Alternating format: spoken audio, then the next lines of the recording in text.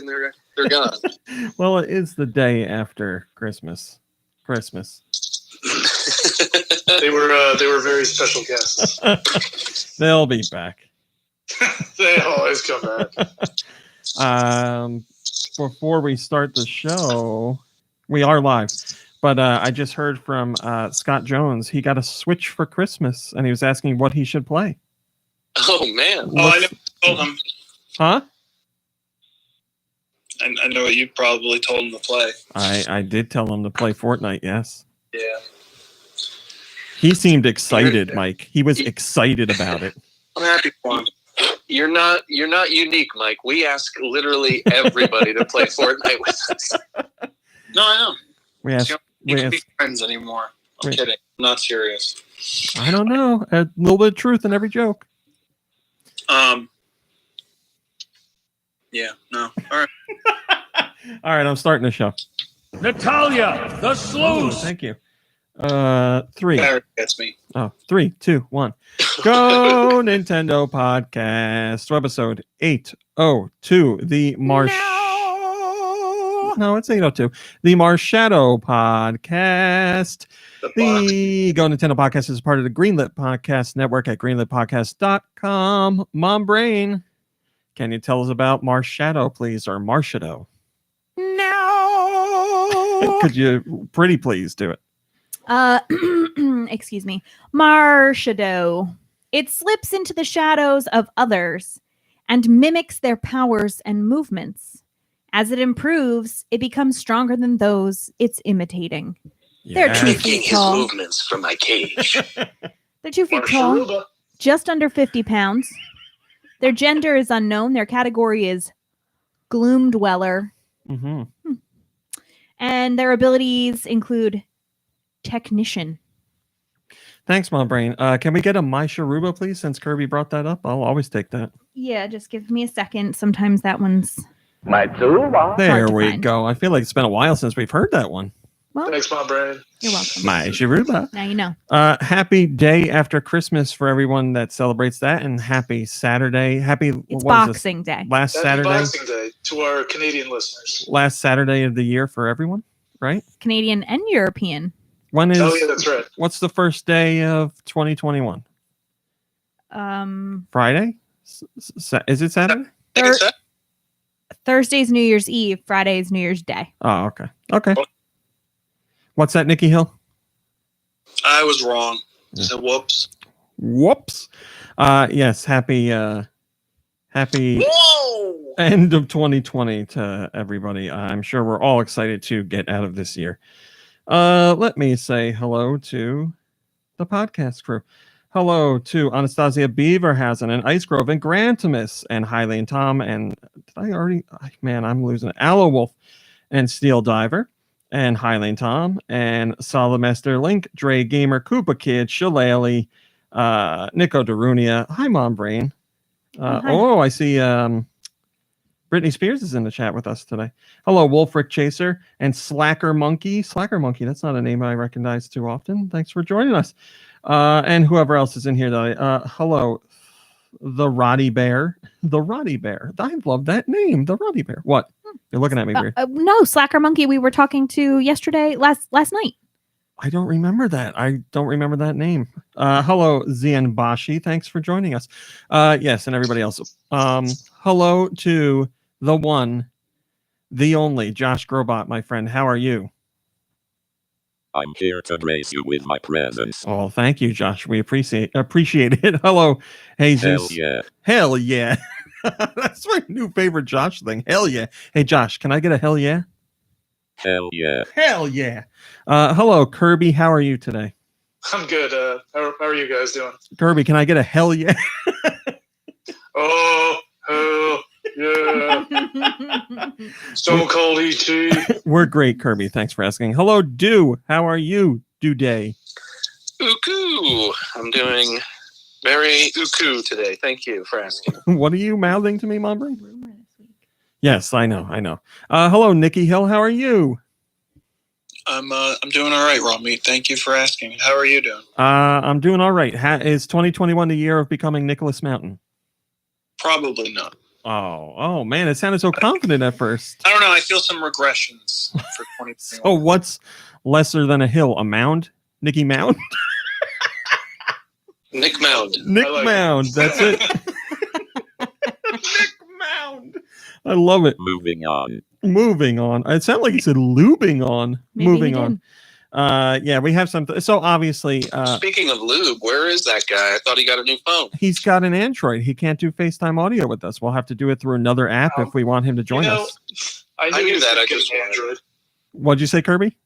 Oh, I just said I knew he was going to get an Android. I knew he was going to get something that was completely incompatible. I didn't bring it up in our group chat because I knew that's what he was going to do. You're exactly right. I knew there was no chance at all Lube was going to get an iPhone because he's probably like, Apple, just like he's like, It's like whenever he buys a new computer, he always gets the all-in-one. he won't get Disney Plus because he's all against Disney, but he plays Fortnite, which has a whole bunch of Disney content in it, but that's okay. So, it doesn't make sense with Lube. Well, plus, he would love The Mandalorian, but he won't watch it, even though he's got 2 free months with Fortnite of Disney Plus. I mean, don't get me started.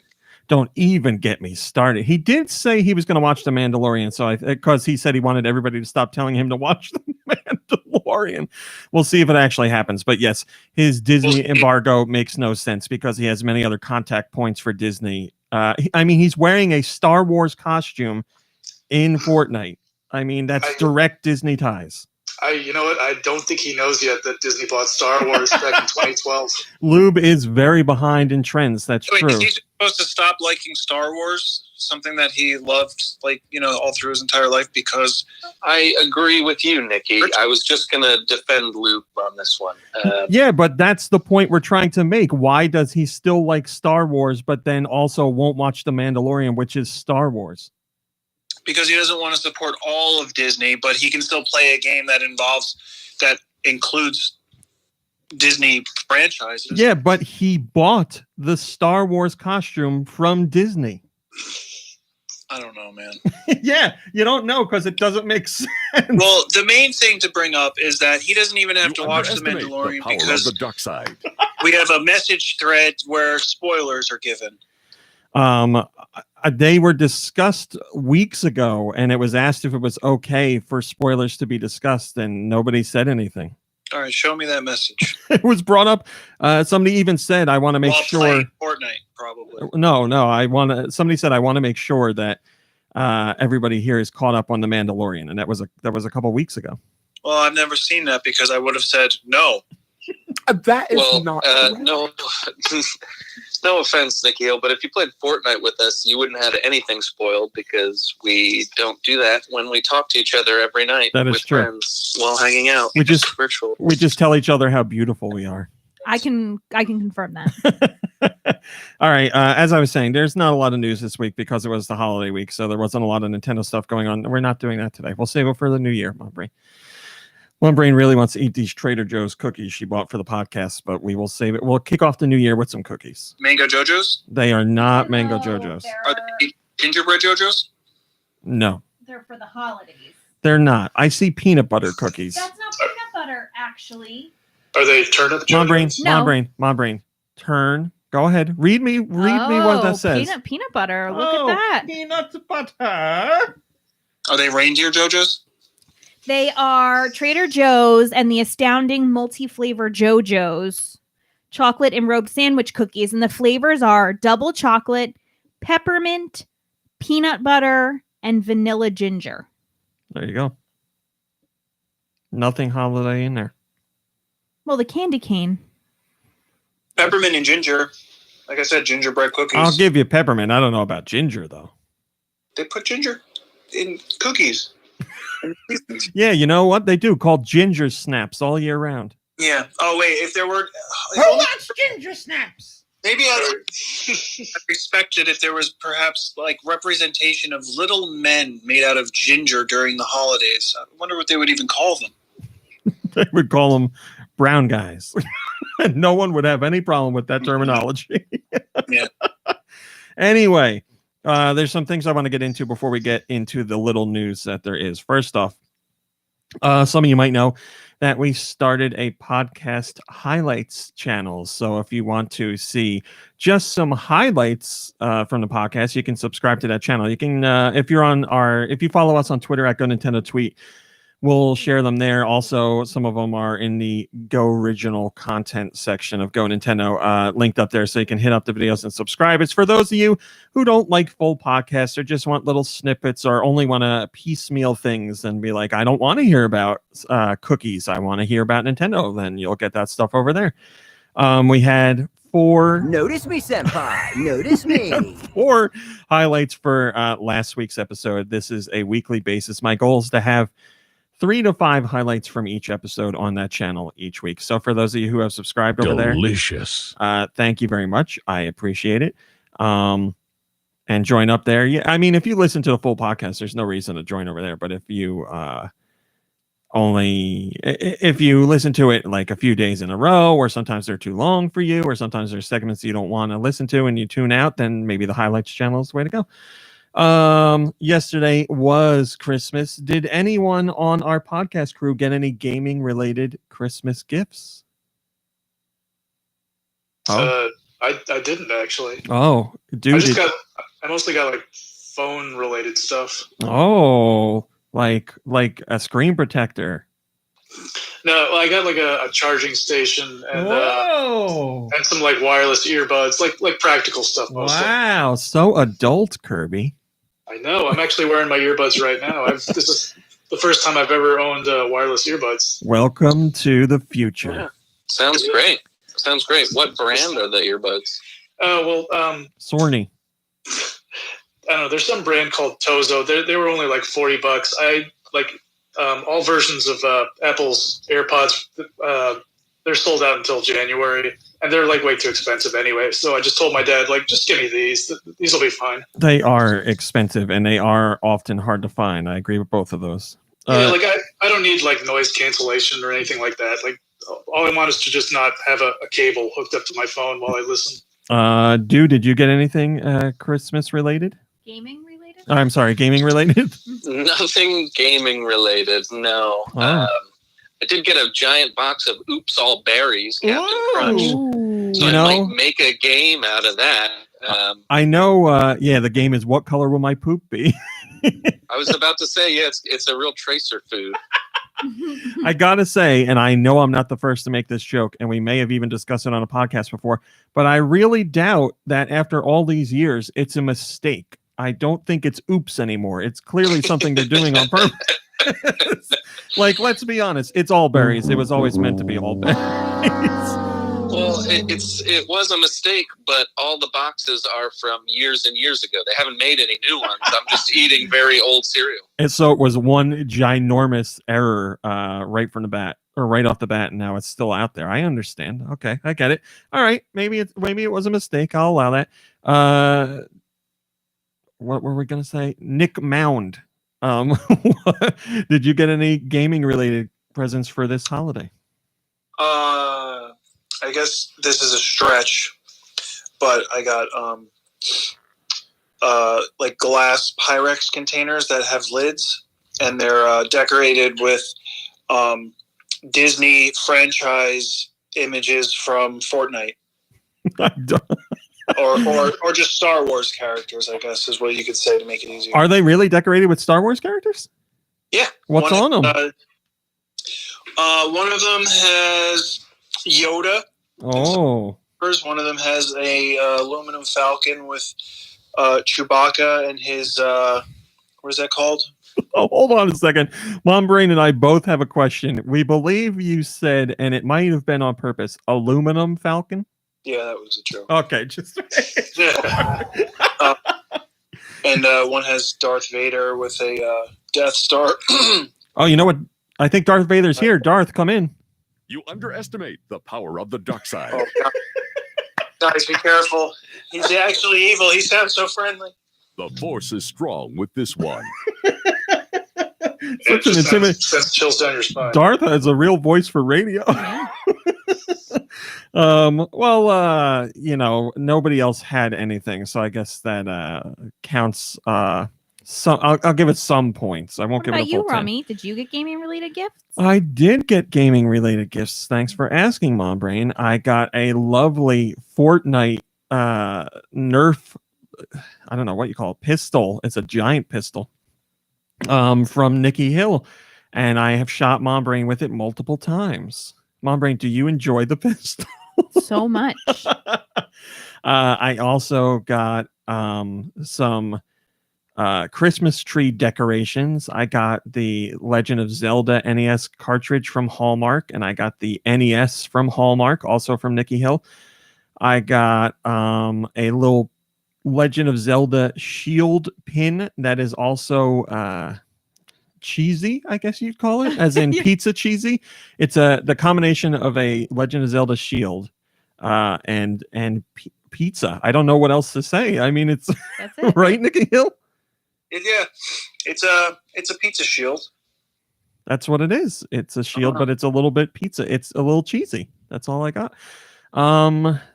I feel, did I get any other gaming related Yeah, gifts? you got that Mario from your sister. Oh yeah, I got the Mario nesting dolls from my sister. And is that it?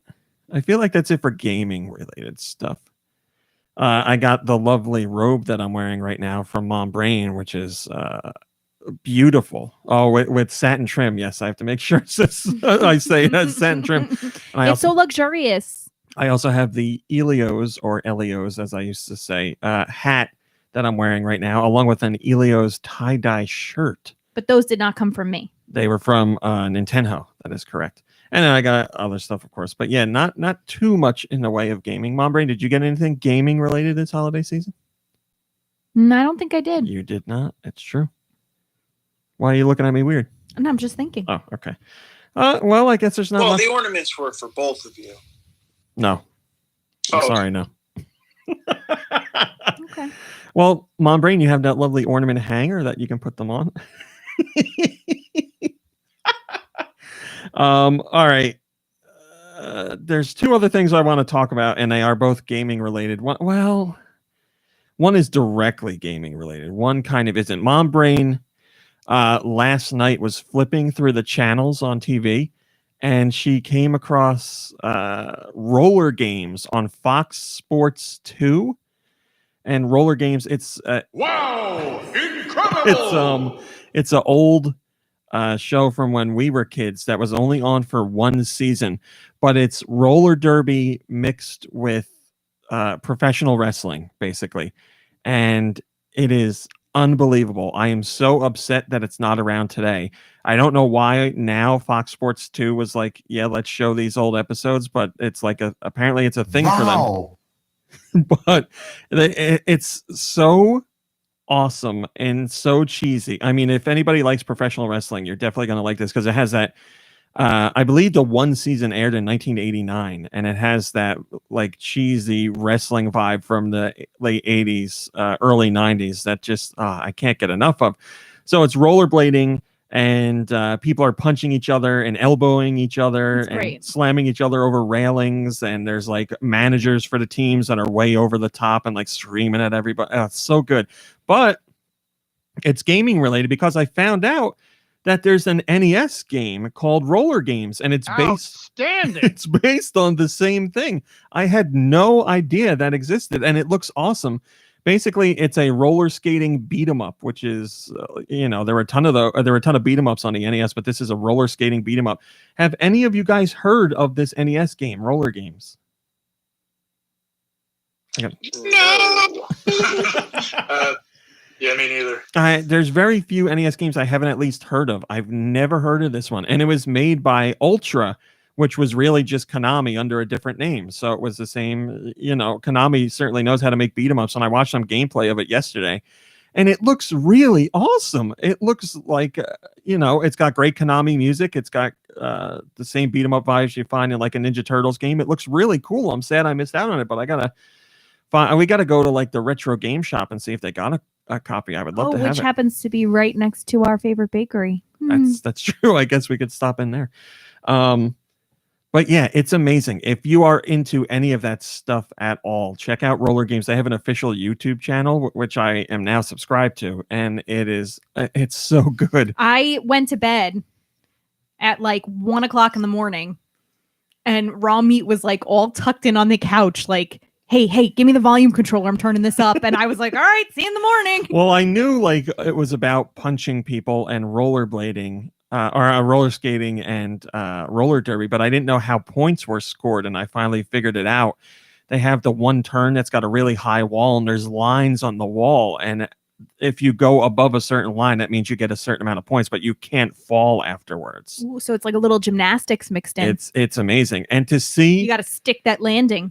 And professional wrestling is scripted, and this is scripted too, but there's a much more chaotic non-scripted element to it, because you have like 10 people on the track at once rollerblading or roller skating, and they're all supposed to be skating around each other, and somebody's supposed to make sure they hit a certain mark and not fall down. And it's like a whole bunch of stuff that could happen by accident that could ruin everything. Like we saw a guy get cracked on, he fell to the ground, wasn't wearing a helmet, and cracked his head on the floor and was bleeding all over the place.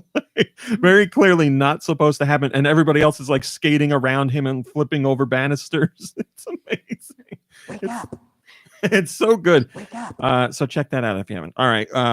Yes. So apparently roller games was created in the early 60s because it was in an attempt to like battle I guess the guy that created and owned roller derby, or like the roller derby league. Yes. He just had a monopoly over it, and he also owned the name roller derby, I guess. So they started roller games. Yes, I too read the wiki page last night. Okay. Yeah, I was reading all about it, and that's why they gave it that name. And apparently that roller games was around for a while, but it was only that 1 year on TV. Yeah. I didn't read why it was canceled. I didn't read anything about ratings or anything, but it was just 1 year on TV, which is... I'm going to go ahead and say because they recorded a guy bleeding out of his head. That might have some part of it. I mean, it could, but there was a WWF stuff was on TV at the time on Saturday mornings and Sunday mornings, and that was happening there too. So beep beep. What was that for? They're trying to get around each other. Oh, coming around here. Beep beep. So yes, unfortunately it's gone, but you can maybe if there's enough support for this these reruns on Fox Sports 2, something will happen. Yes. Okay, never mind. No, when you pass somebody on your left, beep beep. Finally, I've been waiting all week to tell you this. That includes podcast members and podcast listeners. Is it what I sent you about Tesla? You can fart at each other. It is not about that. It's a dream I had, and it's a weird one. I had a dream that my sister Nintendo was going to a party, and this party was in the middle of the woods with a whole bunch of people she's never met before. She just got an invite to the party and was going. So she went, and I was really worried about her. And eventually I was like, I'm going out there. I gotta go see what's going on. So I went to the party, and it was a whole bunch of really crazy, like backwoods people, and they were all drunk, and it was nighttime. It was very seedy. And I was looking all over for her, and I found her in like some basement where these people were drinking and doing drugs and just like punching each other for fun. And I was like, she's gonna die. And she was so go ahead. I love this dream so far, but just everybody's getting kind of a picture now of what Raw Meat thinks parties are like. Like if there's any, I almost feel like young Sam Rockwell's going to come out with like, you want cigarettes, regular or menthol? Like kids skateboarding. It's true, dude. Everybody at the party was doing cigarettes. So I'm at the party. I see her there, and she's like blitzed out of her mind. I don't know if she drank too much. I don't know if somebody gave her drugs in her drink. She might have been doing a drug. She might have been doing a drug. She may have been punching people too hard. But she couldn't stand up. She was like slumped over in a chair. So I like picked her up, and I'm carrying her out of the party. And I'm like, we got to get out of here. We are going to die. And I'm like running out of this place, and people are like, it was like zombies kind of like lunging at us, but we made it out of there. We get home. In the dream, it is the next day. And I don't know why, but I go to play my Wii U, and it's not there. And my sister, I guess, hears me complaining That's about not it. possible. And she goes, "Oh, I let somebody borrow your Wii U." And I was like, "What do you mean? Why?" She goes, "The people at that party, there's a girl there. I let her borrow the Wii U because she wanted to play Skyward Sword." And in the dream, I'm like, "Why wouldn't she borrow a Wii instead of a Wii U then?" Because, well, whatever. I was like, "You just let a stranger take my Wii U? I don't understand." She's like, "Yeah, she's fine. Don't worry about it." And I was like, no chance. I went back to the party. This is during the daytime. I went to the main cabin. This party is still going on? No one was there. Except inside the cabin, there was what was his name on the podcast? Oh, God, I don't remember. Kyle. Does anybody remember his name on the podcast? What a hole. There's something funny. No. I don't remember what it was. Didn't he use like a generic first name or something? I don't. He had a reason. Stuff like Bob or something. Bobby Bananas, was that it? Oh, I don't know. That sounds right. I think that was it. Well, anyway, he was at this cabin, and he was in the room with my Wii U, and he's like, "Oh, that girl will be back later." And I was like, "I don't even want to talk to her. I just want to get my Wii U and go." And he's like, "Just take it." And I was like, "But then she'll know I was in here, and something like these people are bad people. I'm going to get in trouble." And he's like, whatever. Don't worry about it. So like, I'm waiting, and then this girl comes home, and I'm sorry. You went there to get it back, but you were afraid to take it back. Well, I wanted to like take it from the person and talk to them. I politely asked for my property back. Listen, I didn't want to just take it out of the house because I was thinking that would make them mad, and these people are already crazy. So I thought they'd come to my house and try and murder us. So I was like, I'm going to stay here and talk to them. So the girl came back. I talked to her. I was like, "My sister gave you my Wii U. She didn't talk to me about it." And the girl was like, "Just let me finish Skyward Sword. It's going to be fine." I was like, "No, I'm taking this back now." And Skyward Sword is not on the Wii U. Exactly. I was like, let me have the Wii U. I'll give you a Wii. So a fight happens, and in the dream, she kills me, but the dream continues on. So I'm dead, but I see what she's doing and why That's not supposed to happen. I see what she really wanted to do with the Wii U. She hits like a button that opens up the floor in the cabin. And I go, well, I'm dead, but I can see her going down the stairs. And it's like an underground, like satanic church. And she takes the Wii U gamepad tablet and she puts it on an altar. And it has like a countdown clock on it. And she's summoning, for lack of a better term, vampires from outer space. I don't know what's going on, but it was vampires from outer space. They were trying to summon one in particular, and they needed the Wii U gamepad to do it. So they're punching in numbers or something. And then they actually had to take bodies of people that they had killed and transform their bodies into the numbers that were on the Wii U gamepad and like slot them into this special altar to call the vampire down. And they did it. And the big vampire came down from outer space and he killed all of them. And then I woke up. That's what I got. I don't know where any of that came from. Well, I mean, our parents wanted to protect us from this sort of behavior when we were kids, and they didn't want us to play video games because they were afraid this would happen. And here we are. Hello, Joe is cool. Lankwin, Joe is cool said, "Glad I heard this was a dream. Would be really confused." And Lankwin says, yes, the Wii occult community is very large. That's right. What a weird dream, man. I cannot understand. Like, I don't know what was going on in my head that any of those combinations of things came together. It's just, I had to share it with you. I've been so excited to tell everybody that dream. I told Mom Brain just so I could repeat it and remember most of it. But was this after you ate those brownies I sent you? No. Yeah, I was trying to think about. I don't know how many chocolate brownies you need to eat to have this experience. This is a real story, by the way. Nikki Hill did send brownies, but they did not have any drugs in them. They were just, well, as far as I know, they didn't. They were just really good brownies. But I think if you have enough really dense chocolate brownies, you'll still have crazy dreams. I did eat a lot of brownies. That's true. So yeah, I just want to share that with you. Can we talk about how the strangest thing? This is a dream you just had, right? It's not from years ago. That is correct. Can we talk about the strangest thing in the dream is that you're dreaming about the Wii U? I know. I agree. Vampires from outer space, parties, all that stuff, that's fine. But the Wii U, why was I dreaming about the Wii U now? I don't. And why, like I said, Skyward Sword, that doesn't even make any sense. You can play Skyward Sword on the Wii U, sure, but it's for the Wii. I don't but this creepy cult of outer space vampires, they know what's up because nobody's going to suspect a thing. Nobody even knows what a Wii U is. Well, actually, now that I'm saying it out loud, go ahead. Sister who had access to one, they needed to like get it from her. Yeah, the Wii U portion of it makes sense because they needed that for the gamepad to call down the space vampire. But why they said they wanted to play Skyward Sword, that should have been the red flag there. They could have named another Wii U game, and it would have been Zombie U. Zombie U. That would have been a dead giveaway, though. It could have, Yoshi's whatever it was. Sure. So yeah, that's my dream. Feel free to analyze it. All right, let's get into some news. Mom Brain, can I get that news jingle, please?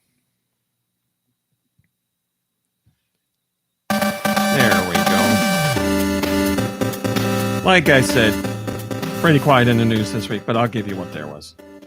Miyamoto did an interview with the New Yorker where he talked about a whole bunch of stuff, but he talked about something that you don't really hear developers talk about.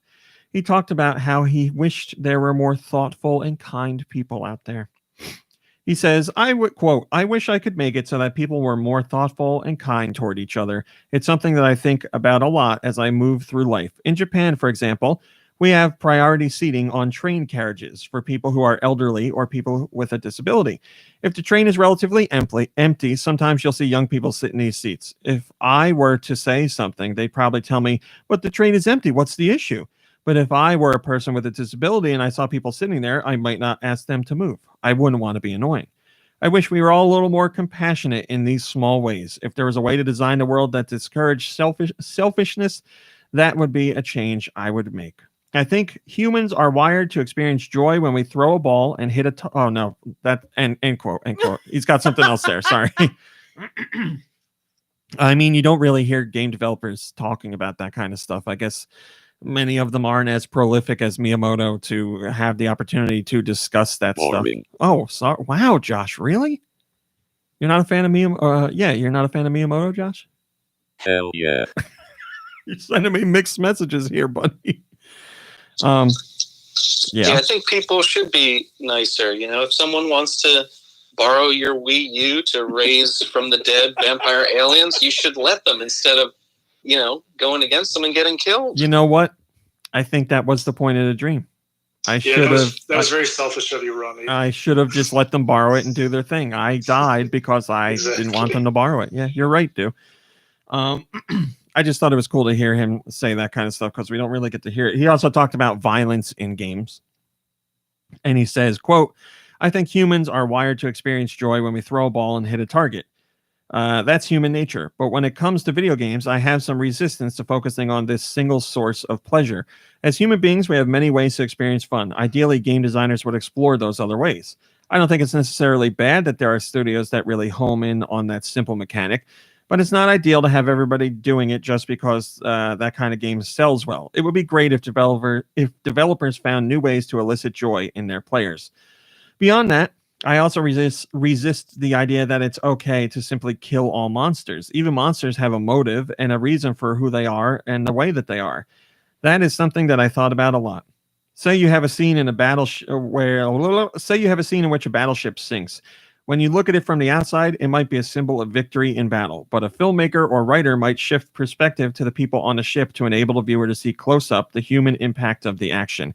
It would be great if video game makers took more steps to shift the perspective instead of always viewing a scene from the most obvious angle. That's some pretty cool insight. A lot of people know Nintendo doesn't really make quote unquote violent games, but even Mario jumping on an enemy's head is violent. That's the man who made all his money by jumping on mushroom heads, like mushroom monsters. Give me mushroom head till a mushroom dead. Oh dear! And don't forget Mario punching Yoshi in the back of the head just to get him to to stick his tongue out. That is not what he's doing, Kirby. You know I think we both know the truth. Sounds like Miyamoto played Undertale. He doesn't want to kill monsters.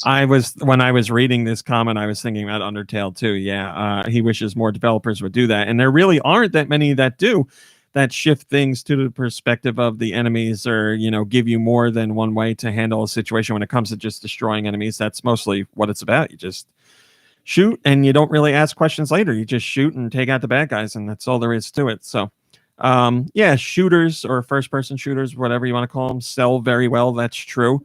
And I think, there's a large market out there for it, and there's not really a big market for games that explore why that's being done, or taking a look at the other side, or offering different motives or different reasons or different ways to get around those situations. It's just you are the good guy, they are the bad guys, and that's it. So it's very interesting to see how his comments like that fit into Nintendo's philosophy, as well as the games that Nintendo makes. You can see how those two ideas come together. I think in the new Zelda, Link is just going to walk up to Ganon and hug it out. I'm trying to think if you ever have a kind interaction with Ganon in any Zelda game. There's a lot of Zelda games where he talks to you for a while, but then you fight. I can't think of anyone where he's like, hey, handshake or hug, kiss on the cheek. He plays a nice little organ jam for you while you're going to meet him. I mean, that's kind of welcoming. That's true. Oh, a visitor. Let me put on a performance for you. Granted, it's not the most welcoming song, but it is a song. Yeah, he's not. They never really try to make him like sympathetic in any of the games, do they?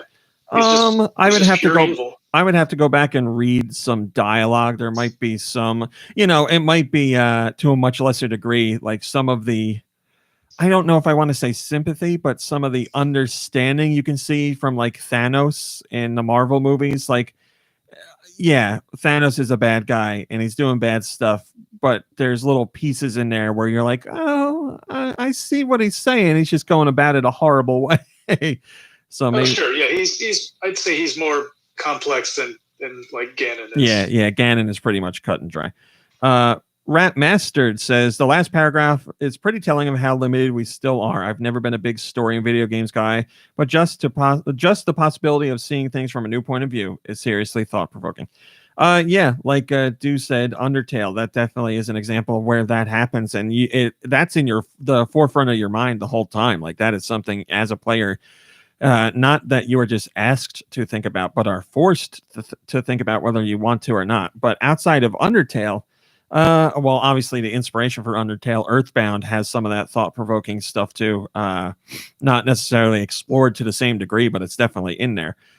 But outside of that, games are very cut and dry. Well, and then you look at something like The Last of Us 2, where you get really in-depth views of those, like, the people who are supposed to be your enemies and what's driving them to do what they do. Like that stuff is powerful. Yeah, excellent point. That is a very good point. Yeah, that is a game that shows you why your enemies may not be your enemies, or how the other side sees things when you're so driven for one side. It just stops with player choice. There's really no player choice in that game. But as far as perspectives of storytelling, yes, you get, I would say, more than both sides. You get multiple sides to the situation through different characters and what happens to them. But you are pushed down the narrative rather than giving a choice of taking the narrative in a direction that you want. But yes, the storytelling in that game isn't the usual as well. You certainly get a lot more out of a lot more nuanced approach to storytelling in The Last of Us 2 than other games. Which I think too, if people were given a choice to, choose storylines there, they probably would ignore certain ones. I think it's good that, that path is decided for us. In The Last of Us or in general? In The Last of Us. I wish there was some choice. I would handle some things differently. I think, but I understand. I respect and completely understand their decision to make it a narrative path that they want to tell. There's a story that they wanted to tell. That it's not a story they want to let the player impact. They want a story that impacts the player. So that was their decision. I completely understand it, and I think they did an excellent job with that. But there's certainly room in that genre and those type of games to allow for player input to take the narrative in new directions. It would not be easy to make, but certainly it could be done. Moving on. Zelda's voice actress from Breath of the Wild and Age of Calamity talked about the online negativity she received for her work, which is not surprising because it's the internet, as we've talked about before. People like to crap on everybody for everything that they like or don't like or even mention offhand. That's just the way it is. But on top of that, Zelda is such an iconic character, and she hadn't been voiced up to that point outside of an odd, sound effect or something like that. So having the character voiced for the first time was going to draw a lot of attention and criticism and critique. And there's nothing wrong with criticism and critique as long as it is, well-meaning and not just out to make the person feel bad. But obviously she got plenty of that. Her name is Patricia Somerset, and she talked about some of the backlash that she got, or at least the online reaction, and how she handled it. She says, quote, "That was tougher to deal with at first because I was very sensitive to it and just wanted everybody to be happy as possible for such a big game," talking about Breath of the Wild. "You really have to keep that kind of stuff in perspective, or one does. You really got to be positive about that stuff. I'd say the negative people tend to be more vocal online just by default. That's the nature of the algorithms of the internet, and it does take some getting used to. One has to build a thick skin, I think, with something like this. I definitely say my skin has gotten a lot thicker over the last years since taking on this particular role, just because it's required more thick skin than some of the other kinds of failures or critiques I've had in the past. There's something in that to channel as well, because that's how Zelda feels. And she's doing great, but she feels that way eternally, and that's her plate. It's very relatable in that way. Anybody who's taking risks and trying to work very hard at anything, you come across that. I do love that about her character in general, the fact that they dig into that part of her storyline for her, what it means for her to feel like a failure, but keep pushing forward and striving for something bigger, and for the benefit of all. One can use that as inspiration as one uses heroes as inspiration." It's really interesting that the online adversity that she felt, it obviously got to her, but she also used it to further her performance and enhance her performance for the character. Because, like she says, there are some similarities between the two. Zelda certainly faces adversity in Breath of the Wild, and you see more of that explained in Age of Calamity. But Zelda's doing what she knows she's got to do, so she keeps pushing on despite the setbacks that happen. So it's pretty cool to see that. Guys, good news. You know how we were talking about Ganon not being nice or being good? Well, Anastasia Beaverhausen actually has done some research and says, I've seen some pictures online of Link and Ganondorf being nice to each other. So that's good news. Like really, really nice. I don't know if those are canon or not. I'm gonna say there's a canon. I'm gonna say they are not canon. So yeah, obviously there was backlash. I was as far as her performance goes in Breath of the Wild, I could give her take. I don't think she's the best voiced actor in that game. Her performance didn't bother me, but I wouldn't write home about it. But I don't need to crap all over her online. Can we just admit that it's not it's like the internet does suck, but like it's because she's a woman, and because that's all it is. She's a woman in a video game related thing. And these neckbeards have to tear her down. And I think what she said was very poignant. Like I'm glad that she took it and tried to use it in the art form. Rather than have to like get off of social media or whatever they did to poor Rose from Star Wars. Like it's ridiculous what's happening. Yeah, I will say obviously people weren't upset that a woman voiced Zelda because Zelda is a woman, but yes, because she is a woman, she received all kinds of backlash that a guy almost assuredly wouldn't get, all kinds of name calling and all kinds of approaches to the meanness that a guy wouldn't get. So I certainly agree with you on that. But yeah, she did what she could. I mean, it's a huge role to land as far as video games go, and to channel it, to get the thick skin and then channel it into her work on the project is a really cool thing to see. It's a sad thing to see, but she took the negative and turned it into a positive. And as far as her work in Age of Calamity, I would say she easily has more dialogue in Age of Calamity than she does in Breath of the Wild. And I like her portrayal in Age of Calamity a lot better. I think she came into the role much better this time around. So maybe she's done some soul searching because of this negativity, or like she said, she used it to fuel her performance. And I'm not saying, boy, that's great, people should crap all over her because then she does an even better performance. No, it is sad that that's the situation, but I am happy that she found a way to take that negativity and put out a better performance. And I know she says she has thick skin, and anybody that works on the internet or anybody that does anything on the internet, putting any kind of content out there on the internet, you have to be prepared for that stuff. But even if you are prepared, you can be absolutely shocked at what is said and what people will try to do and what people want to do to tear you down. It's crazy. So even though she says she has, anybody that says they have thick skin, I hope they do mean it. But even then, there you have your moments of weakness or moments of respite when you think you're okay, and you'll remember some jackass said something and you're like, man, why would somebody say that? It happens to everybody. You just can't let it dominate you. And it seems like she's handling it well, which is very good. Mock Turtle says, I loved her performance as Zelda. Some people just want to make everyone miserable. Yeah, whether you liked her performance or you didn't, that's completely fine. As we've said many times in the past, it's the step beyond that makes it bad. When you go on and tell them they suck, when you go on social media and tell them they suck, or tell them they're garbage, or list why they shouldn't have the job. I mean, you can say that you don't like the role and list reasons why you don't like how the person did it, but to turn it into something mean and make it an attack is a completely different circumstance. Also, this might be taking it too far for some, but I would say not liking someone's performance in a movie or a game or a TV show and then going to social media to tweet them, to tell them you're bad and this is why I think you're bad, like that is not a step I would take.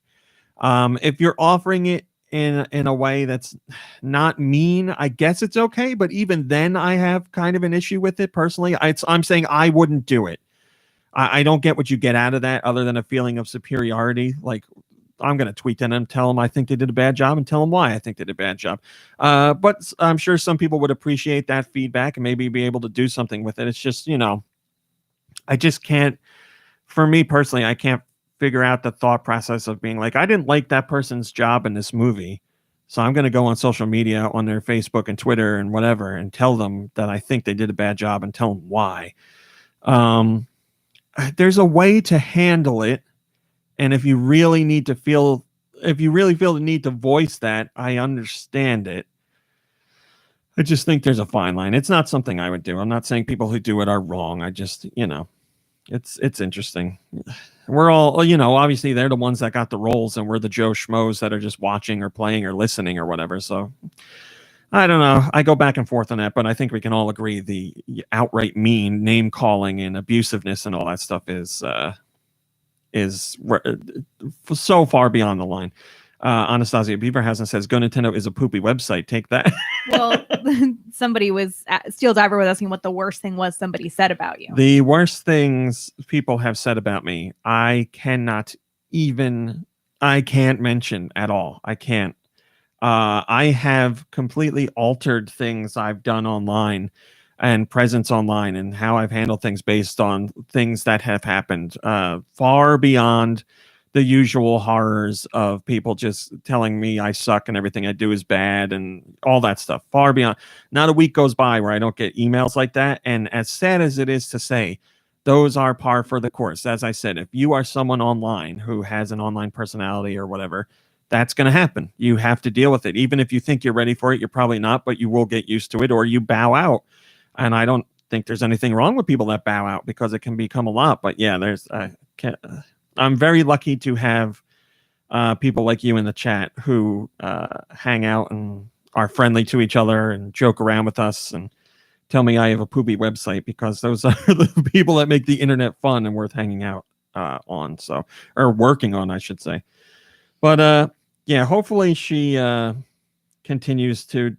It's it's such a sad thing to say. Like, hopefully she continues to maintain that thick skin and hang in there, because it's sad that she has to be like that, but that's what it is. And if she doesn't, I mean, she has to adapt. Yeah. Like the internet's not going to change for anyone. So no, the internet will not. These folks have to adapt. And she's, as far as we know, the Zelda role. She's going to be in this role for I would imagine a number of years. Like, I can't imagine in Breath of the Wild 2 she's not going to be the voice actor for Zelda. I would imagine she's got the role. So this is something she's going to have to continue to deal with. It's something you hear about voice actors all the time, and that goes across any medium, animation, video games, whatever. Voice actors talk about the vitriol of responses online and how negative that stuff can be. But yeah, that's enough negativity. Let's talk about something positive. Hellmann's. Everybody loves Hellmann's. Bring out the Hellmanns. The mayonnaise. And bring out the best. Thank you. Thank you, too. Yes, we know it here for its mayonnaise, but it also does. Hellmann's also has other stuff, right? More. Yeah, they have, Love what's you it called saying in England? Like salad cream dressing or something? Yeah, salad cream. Why would I say what, Josh? What is he talking about? Hellmann's? Don't like Hellmann's. That's none of your business. Okay, never mind then. Don't like Hell yeah to hell. Too sweet. That should be the new slogan. Josh, right? yes, mayo. I need your reaction to mayo, please. Hell yeah. Hell yeah to mayo. You heard here. Yes, Hellmann's we mostly know here for its mayo, but it also does other things here. But in the UK, yes, it's more well known for its other dressings and creams, food creams. I consider mayonnaise. There's also, sorry. I consider mayonnaise to be like a necessary evil. Like, it's an ingredient in a BLT that belongs in a BLT, and a BLT wouldn't taste right without it, but it gets just the very thinnest little schmear, right? Like, it's not like I would be like, hey, could somebody grab me the mayonnaise? Like, that is, it doesn't belong on like any kind of sandwich. So you're not going to get the mayo jar and grab a spoon and just go to town? Ooh. I don't know that we have So ever gross. finished a jar of mayonnaise in this house. We got the same one since we moved in. Yeah. No, I mean, like, I've bought it and used it for whatever I'm using it for, and then it's gotten tossed because it's expired before we finished it. Well, I don't eat mayo, so it's all you. You You're don't the think mayo you eat fan it. in this You house. don't think you eat it, but you do. Are you sneaking mayo into things? Everything. Oh, no. And don't get me started on what is it called? Mayo chup, which is the mayonnaise ketchup hybrid. Yep. They sell at the store. Well, I wouldn't buy it at the store, but if I'm going to eat a meatloaf sandwich, it's got mayonnaise and ketchup on it. On meatloaf? On a meatloaf sandwich. All right. I mean, I'm not that big on meatloaf anyway, but Kirby has now decided, he's made a mental note that he's not as good a friend with you anymore. that's not true. Well, anyway, Hellmann's, for the second time, has done a little promotion in Animal Crossing New Horizons. So they did this thing where Hellmann's made an island in the game, and you could go to that island to drop off your spoiled turnips, because people play the stock market. But if you don't get in on those prices and you let your turnips hang around too long, then they go rotten. So what do you do with rotten turnips? Well, you take them to Hellmann's Island. And they were saying, if you went and donated your turnips, they would donate fresh, delicious meals, not rotten meals, to food banks. And they did this once before, but they did it again. And they have confirmed that it was a success. They went on their social media and they said thanks to the Animal Crossing New Horizons community, who came together to help us avoid food waste and reach our goal of 25,000 virtual spoiled turnips on Hellmann's Island. Since they hit their goal of 25,000, they doubled it, and they donated 50,000 meals to Fair Share UK. Fair Share UK is the UK's largest charity fighting hunger and food waste. So there you go. You took your crappy old turnips to a special island, and Hellmann's turned around and gave real life people in need of food some hot, fresh meals. So that's really awesome. I kind of wish they just donated 50,000 jars of mayo chup. Don't worry, no one will go hungry. They can all eat their jars of mayo. They gave him some hot, fresh mayonnaise. Giant Reggie says, "Hell, man, what a way to turn up for a good cause. Mayo have great a hollandaise season." Oh. This is the greatest comment we've ever had on GoNintendo. I'm going to read it again. Hell, man, what a way to turn up for a good cause. Mayo have great a hollandaise season.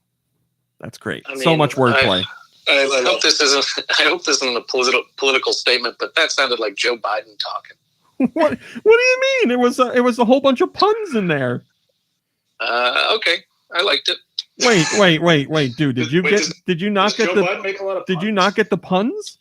Well, I think it was just the way you said "hell, man." Like, okay, just the way you. Well, he has hell, comma man, but he's making a pun for Hellmann's. So no, Hellmann.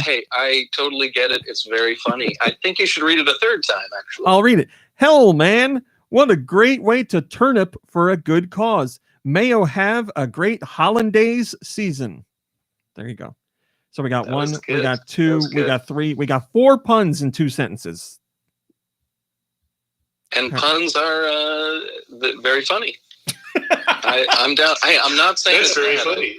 That's very funny. I'm not saying it's bad at all. I appreciate the comment. I think it's very clever. Yes, Mom Brain. I've been watching Schitt's Creek, and that reminds me of Ted from Schitt's Creek.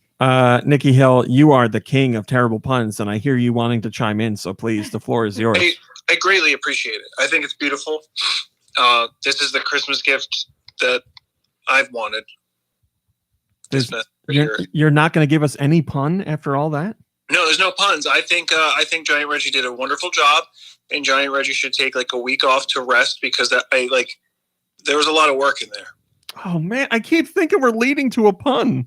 No, this is me being sincere. I appreciate this. There's a beautiful couple sentences there. Thank you, Giant Reggie. Happy New Year. There's no pun.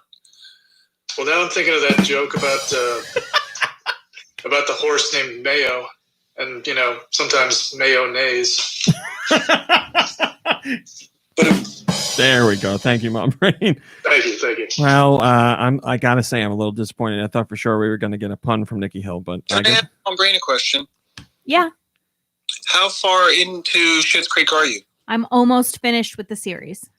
Okay, so I just have to say, or maybe I'll ask, if you appreciate the way Bob kind of like hops around as much as I do, like just the way he like swings his arms and stuff. Yes. It's I don't know, it's so charming. I love it so much. You kept cutting Nikki Hill off microphone wise. So what are you talking about? The way he swings his arms, the way he walks? Yeah, the guy has like a little bit of like a trot, and he like swings his arm like he almost has like little T-Rex arms, and he kind of like pivots his torso while he like takes each step. I don't know. It's really charming. He looks like he's dancing into every scene he comes into. All right. We got more news to do. No, it's okay. Look in the Discord. We got more news to do, but Josh, can you please take us to our sponsor or our partner break, please? He's working really hard. He's working so hard right now. We'll be right back after a word from our sponsors. Come on, guys, we're going to be late for class. Oh, darn, not on our first day. Don't worry, I pressurized all of our bike tires to optimal PSI for speed. Wow. So we should be able to average 9.6 miles per hour, which should get us to class on time. We love Podford University for teaching us these skills. Podford University, iTunes, Spotify, and everywhere you get podcasts. Hello, everyone. We're Superhero Stuff You Should Know. And if you think you know about superheroes and comic books, think again. We got romance. We got action. Romance. We got comedy. We got everything you need, man. Come on down to Superhero Stuff You Should Know for all your superhero needs. I don't know about this romance. What part are you talking about? We've got all kinds of sketches and then deep dives on top of that. Come on down to Superhero Stuff You Should Know. All right. So come on down to... Wait, why did I say come on down? To Superhero Stuff You Should Know. Part of the Greenlit Podcast Network. Thank you, Josh. Thank you, Mom Brain. Data miners have been going through the Universal Studios Japan app because it has been updated with a Super Nintendo World section, because Super Nintendo World is opening there in 2021, and they've been showcasing a whole bunch of stuff from it. And now the app lets people read all about what's in the park and all that good stuff. But there's more stuff in the app than we can see, because data miners have gone digging and they found a whole bunch of unused Donkey Kong content in the app. There's been talk and rumors for a while now of a Donkey Kong Country style minecart ride for Universal or for Super Nintendo World. And while we haven't seen anything like that for Super Nintendo World in Japan, we've seen a Mario Kart ride, and there's a Yoshi thing there too. I don't know if the Mario Kart thing is going to be, or I'm sorry, the Donkey Kong Country thing is going to be a part of Universal Studios Japan's plans.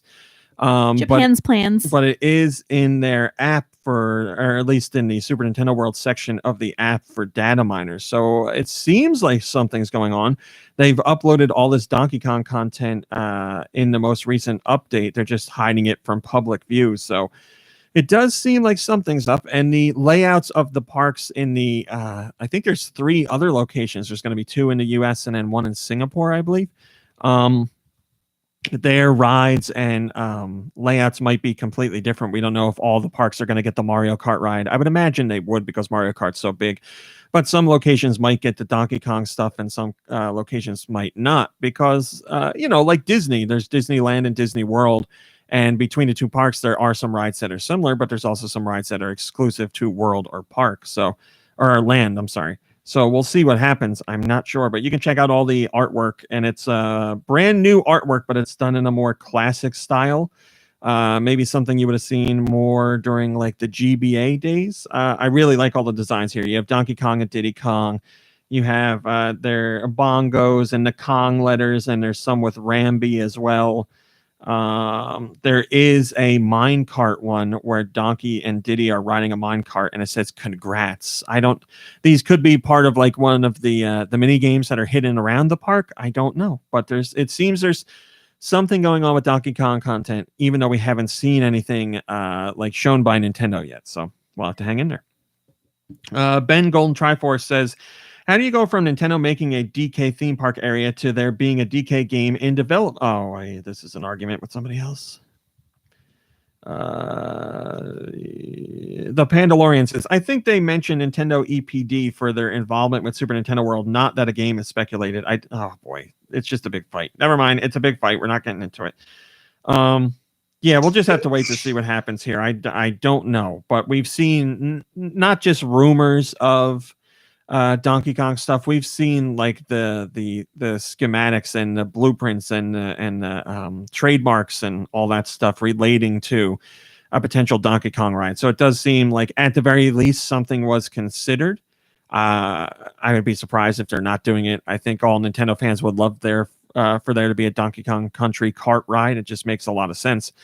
And we've talked about it in the past before too, where it's like there's a track underneath where your cart is connected with like a wheel and a bracket that connects to the cart that you're sitting in above. And then there's a fake track that you think you're riding on. So the track looks like it's broken in some parts and you're flying over holes in the track, whereas you're really connected to another track underneath that you can't see. So it's such a cool idea. I'm sure there's some rides out there that use something that like ARM setup right now. I'm not familiar with it, but I don't think so. Nikki Hill. I mean, there could be definitely, but that specific, I don't think so. But the one thing that Universal has in Florida, in like the Harry Potter world, is the Gringotts game. Like you're in I don't know if you remember, Gringotts is the bank that they go to. I don't remember because I've only seen one Harry Potter movie.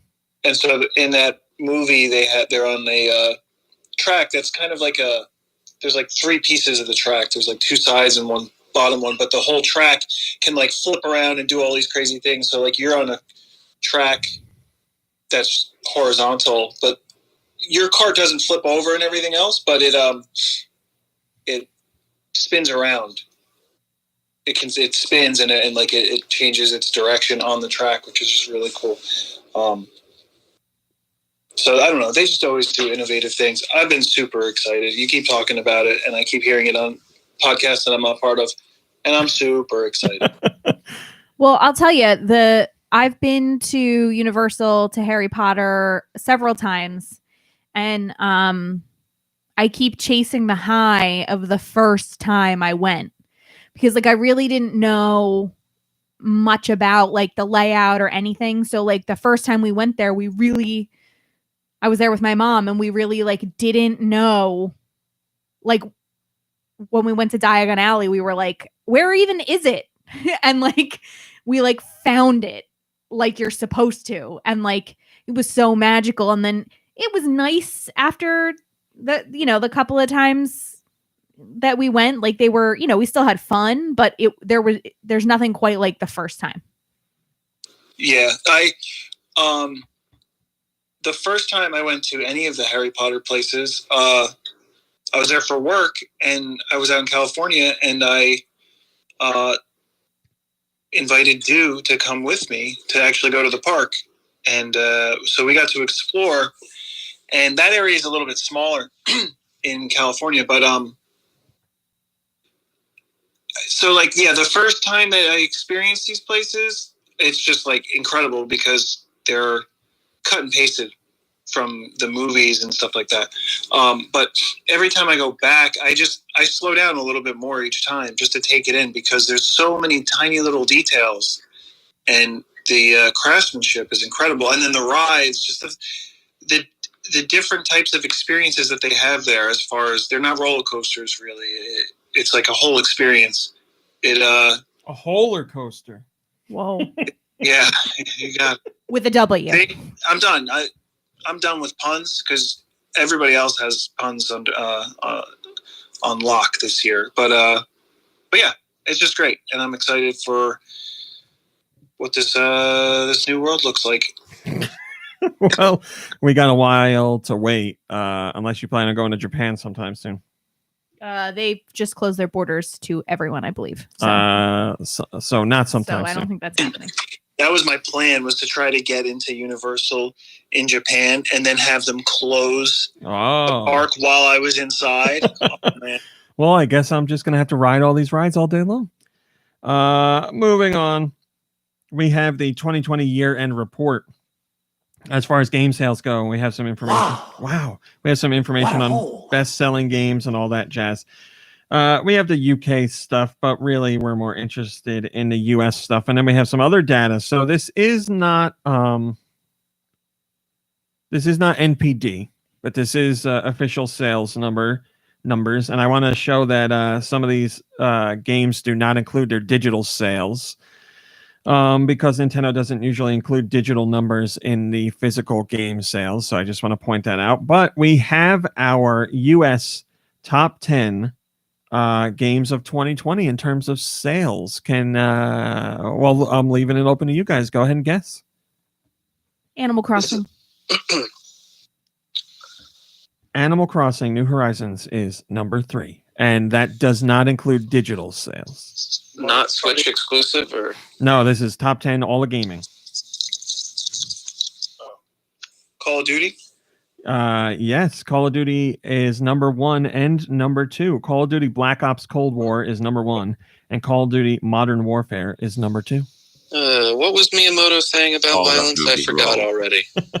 What was that, Josh? Can we hear that again? Call of Duty, bro. Call of Duty, bro. Yes. Call of Duty, bro. I don't know what else to say. Call of Duty is super popular and remains. Shout out to my bros. FIFA. FIFA. FIFAM? FIFAM is not on the list because this is the United States. Oh, then probably some sort of NHL or NFL or yes, MLB. There you go. Madden is number 4. GTA? GTA is not here. Minecraft is not here. Remember, this does not include digital sales, so not a lot of people go into the store and they're like, 1 copy of Minecraft, please. Nintendo Labo. No, that is a good guess because it's physical only, but no, not in the top 10. Some kind of Lego. Ring Fit. No and no. What? Cyberpunk? No. Is this for December or this is? No, this is all of 2020. Okay. All of 2020. 150 other games? No. What'd you say? Oh, Clubhouse Games. No, Clubhouse Games is not here. Age of Calamity. No. Okay, I'll give you hints. You got 1, 2, 3, and 4. Number 5 is a game we talked about earlier today. Cool. I played it. Breath you of the played Wild? it, Nikki Hill. You played it? Fortnite? No. Again, I know. Guys, you were just singing its praises like 20 minutes ago. Yeah. Last of Us 2. There you go. The Last of Us Part 2 is number 5. Oh, yeah. No, I did. Did you leave me out when you were talking about people who played it? Oh, you did play it, Mom Brain. I'm sorry. I forgot. Number 6 is a played game. it and it changed me as a human. Oh, how about Avengers? Avengers is number 9. Yes. Number 6 is a brand new franchise, and it's a PS5 it's a PS4 exclusive. You played it? Ghosts of Tsushima. There you go. That's number 6. Number 7 is a franchise that has had 1 billion entries, and it's for the core gamers. It's on Xbox and PlayStation. Not Pokemon. It is not. It's got time travel. Cat Trap. No. I'm sorry. It's not Cat Trap. Ass Creed. Yes. Assassin's Creed Valhalla is number 7. Number 8 is one that quite frankly, I'm surprised you haven't mentioned yet. Spider-Man. Not Spider-Man, no. The Rat Hat one. Not the Rat Hat one, no. Not Red Dead? Huh. No. Not Rat Hat? No. Rat Hat Redemption. Pikmin 3? No. What'd you say? Pikmin. No. It's a I wouldn't say it's a franchise near and dear to you, but it is an installment near and dear to you. Resident Evil. No. An installment near and dear to me, so it's a sequel. It's like a My Little Pony. It's Final Fantasy VII Remake. Oh, duh. Did you already forget that game existed? Well, this is kind of tough, man, because it's for all of 2020. That's it's true. only physical games. There's so many stipulations.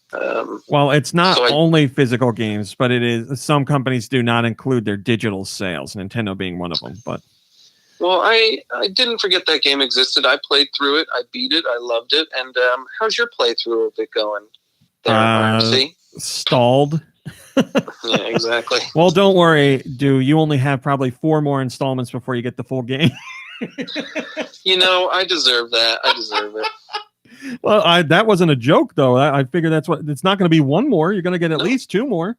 It's certainly not a joke, but it's that bothers me, and I kind of I came at you a little bit. So it bothers me too. I don't like how it's like, hey, remember this game that was 1 game? Well, now it's 4, and you have to pay $160 this time. Well, no, you have to pay $180. No. You know what the sad thing is, and I mean, I'm not a rich man by any means. Maybe in friendship, but in money. Aww. But I would, if they would put out the full game now, I would pay $200 for it. I would. It's the time having to wait between installments that's going to kill me, because I'm not going to remember there's a lot of changes. There's a lot of weird things. I'm not going to remember how to play. I just want it all at once, all together. Well, so it's the time waiting that's going to bug me. Yeah, you're going to have to. I mean, let's say it's $60 each pop, then you're going to have to pay $240 when all's said and done. If there's 4 installments, 3 maybe there will be 3, but definitely not 2. They can't. Not with where the first There's one no ends. Way. I'd be surprised if it's 3. I think it needs to be at least 5. Yeah, you would know better than me. I think, but I don't know. Or they should have done it in 7 installments, right? That would have made sense. They might. This franchise is a real ripoff, because everyone I buy says it's the final one, and it's not the final one. No, but altogether, it's the Final Fantasy VII. Yeah, that's what they're trying to do. Number 9 is Marvel's Avengers, as you said. And then number 10 is a Nintendo title. Do you have it? And I have it. I don't know if Nikki Hill got it. Odyssey?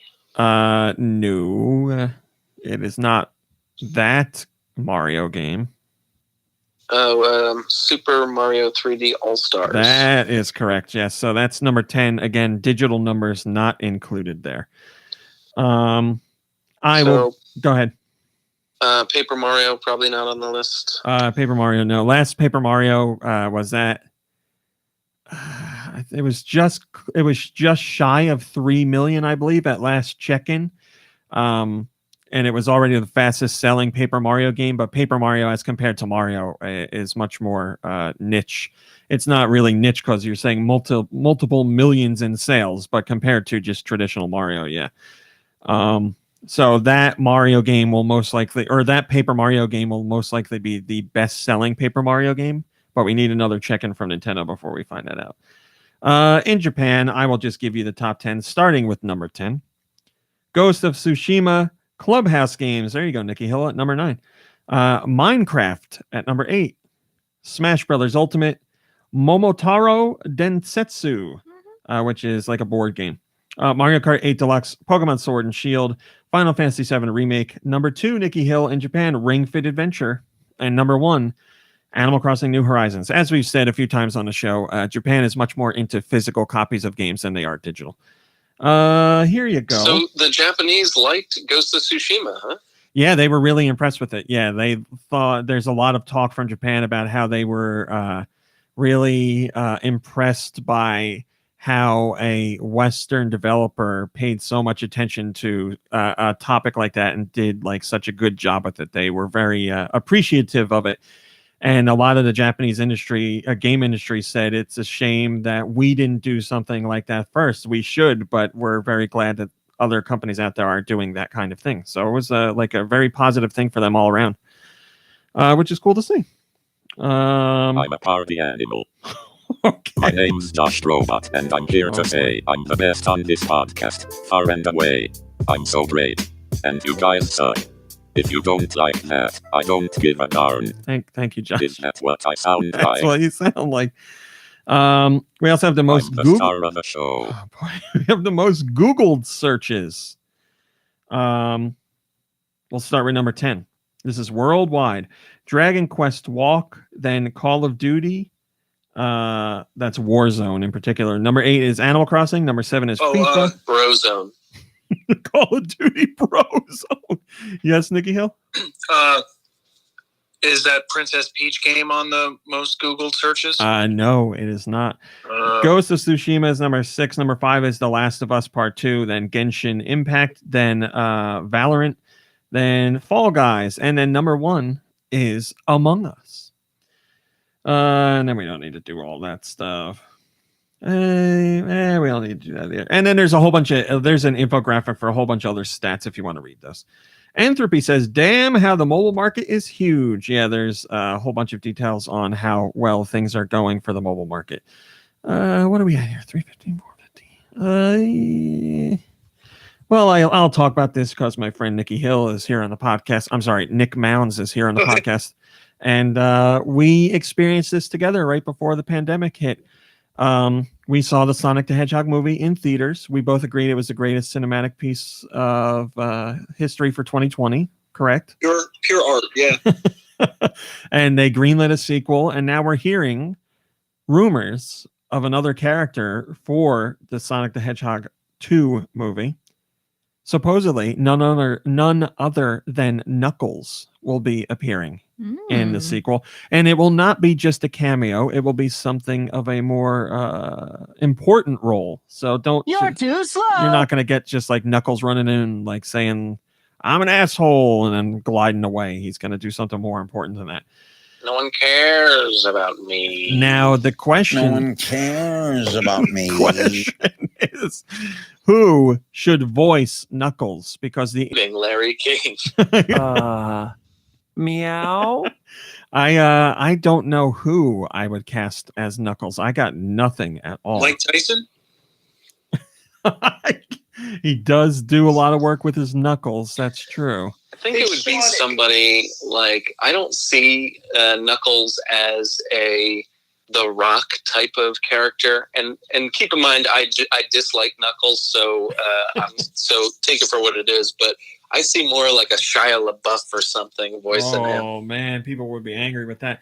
No, Knuckles is like, well, he's like tougher and more like he's got more bravado, but he's also kind of stupid. At least he's a little dumb, and he doesn't like plan ahead as much as Sonic. Not saying Sonic plans ahead a lot, but he does more than Knuckles does.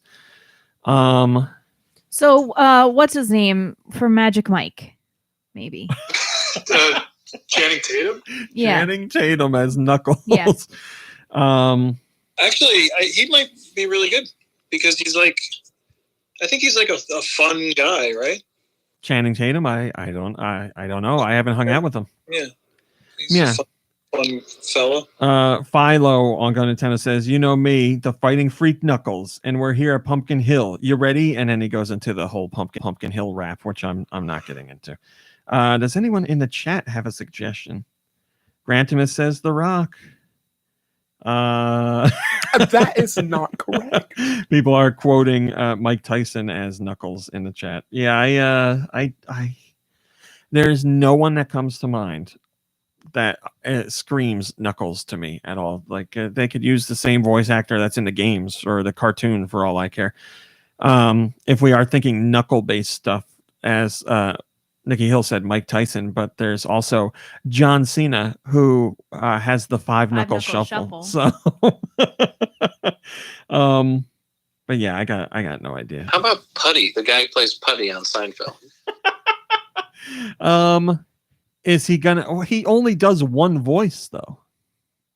Well, what are we looking for? Are we looking for the guy who rushes into things and is stupid and is a red hedgehog? Like that's how you describe him. Whoa! Oh, we're gonna get hate mail now. Oh boy! Knuckles is not a hedgehog. He's not a hedgehog. He's a chinchilla. He's not a chinchilla either. He is, damn it. Knuckles. I'm kidding. I'm kidding. Of course, he's an echidna. He's an echidna. Yes, that is correct. Dude, did you think that Knuckles was a hedgehog this whole time?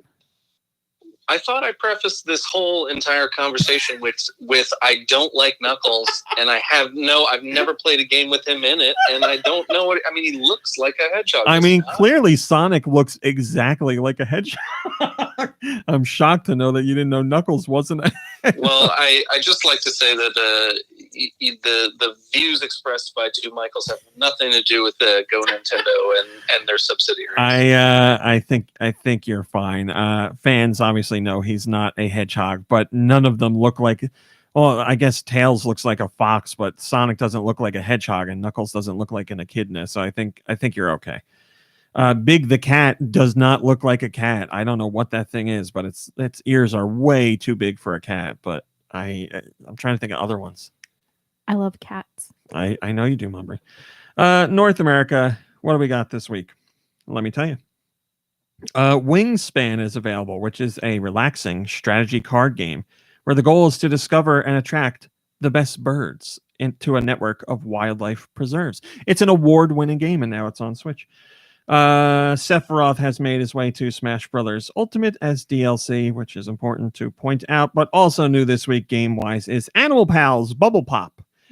Arcade Archives versus Tennis.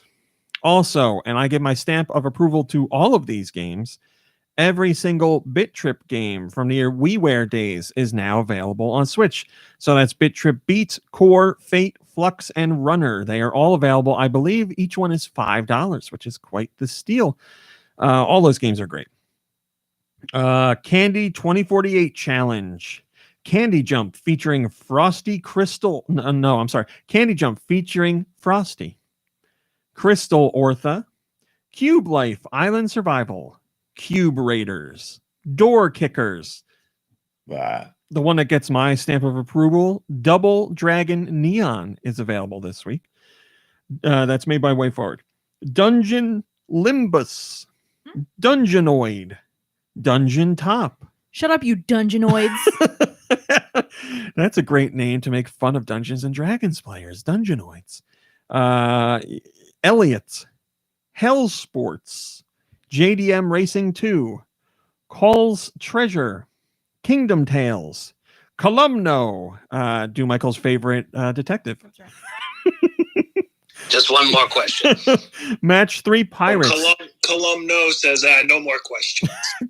Match 3 Pirates, heir to Davy Jones. Necopara Volume 4. PBA Pro Bowling 2021. Professor Lupo, Ocean. Quell Reflect.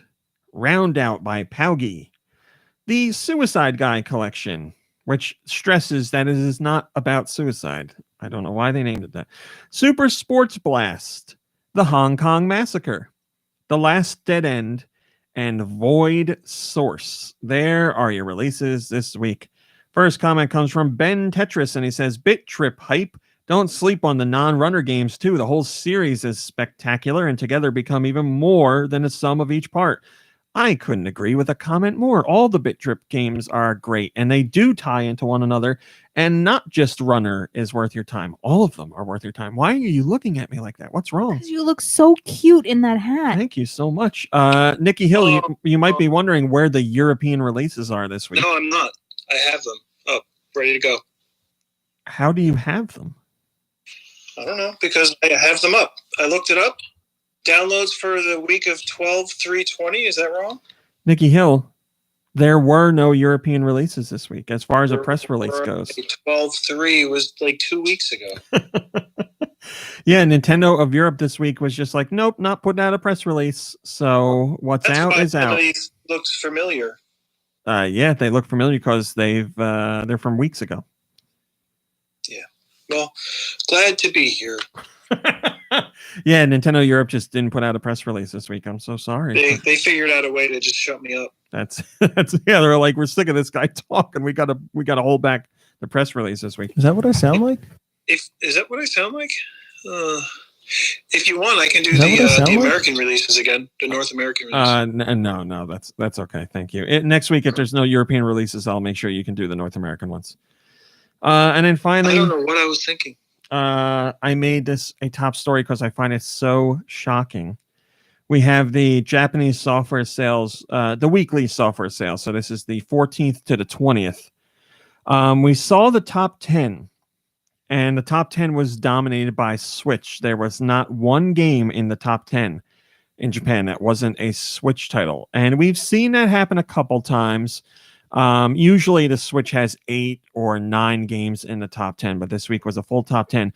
But then later in the week, as we always do, we get the top 30 for a bigger picture. And in Japan, the last week, the top 30 had 29 Switch games in it. 29 out of the top 30 were Switch games. Now, can anyone guess what the one game was that was not for Switch? It comes in at spot 28. I'm going to need you to, if you could, tell me what this list is again. It's Japan's weekly top 30. We are looking for the week of the 14th to the 20th. Ghost of Tsushima. Incorrect. Were they interested in Cyberpunk over there? Is that your guess, or are you asking me a question? I'll just say that, yeah. Nikki Hill, you are correct. Cyberpunk came in at number 28. But what about after all the returns? So in total, in Japan, Cyberpunk has sold 112,000 units since launch. But as you can see, interest is very quickly dropping off. It made it to spot 28 this week, and that accounted for 7,700 units sold. So the game is disappearing. Just to put that into perspective, games like Mario Kart 8 Deluxe beat out Cyberpunk, which have been available for multiple years.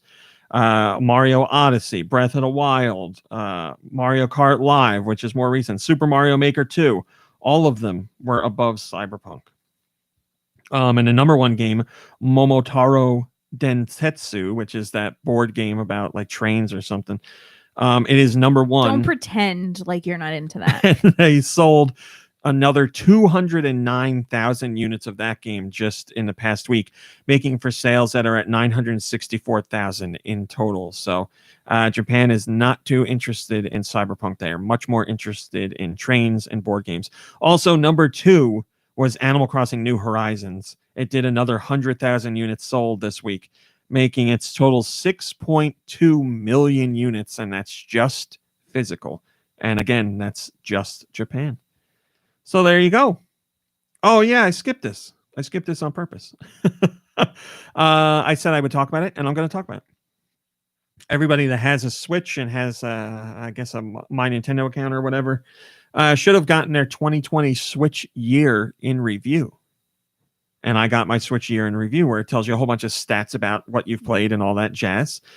According to Nintendo, I am a core gamer. Ooh. Nintendo says you're a skilled, experienced gamer who is always up for a challenge.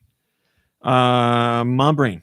Yes. In 2019, I played 224 hours of games on my Switch. Okay. For 2020, as of today, how many hours have I played on the Switch? Let's double that. So you're saying For something. For something. Any other guesses on the podcast crew? Excellent. I'm sorry. I'm looking at mine right now because I wanted to compare. And oh my God, can you ask me your question again? Because I have no life. Look at this. My question is, how many total hours did I play on the Switch this year? Well, you guys have your numbers up? I have Nikki, mine. You got your numbers? Oh, excellent. We all got our numbers. Good. This is what I wanted. Okay. So you said in 2019 you played how many? 224. Holy cow. Okay, well I'm going to say 1,200. Okay. Nikki Hill? Yeah, I mean, I think that's a good number. I'll say 1,100. Okay. Mom Brain, you said 440 something? Yeah. Kirby, do you want to guess or you want to sit back for this? Kirby? Can you guys hear Kirby? Yes. Oh, Yes. it's doing that thing again. I'm going to have to hang up and call you back. He said that one out. I'll call you back right in a second. They're gone. We can say whatever we want about them. Well. Hi. Yeah. Kirby, I hear you now. Okay. All good. Yeah, I'll sit this one out. Okay. So we have our guesses. I played. Can I get a drum roll? Sorry.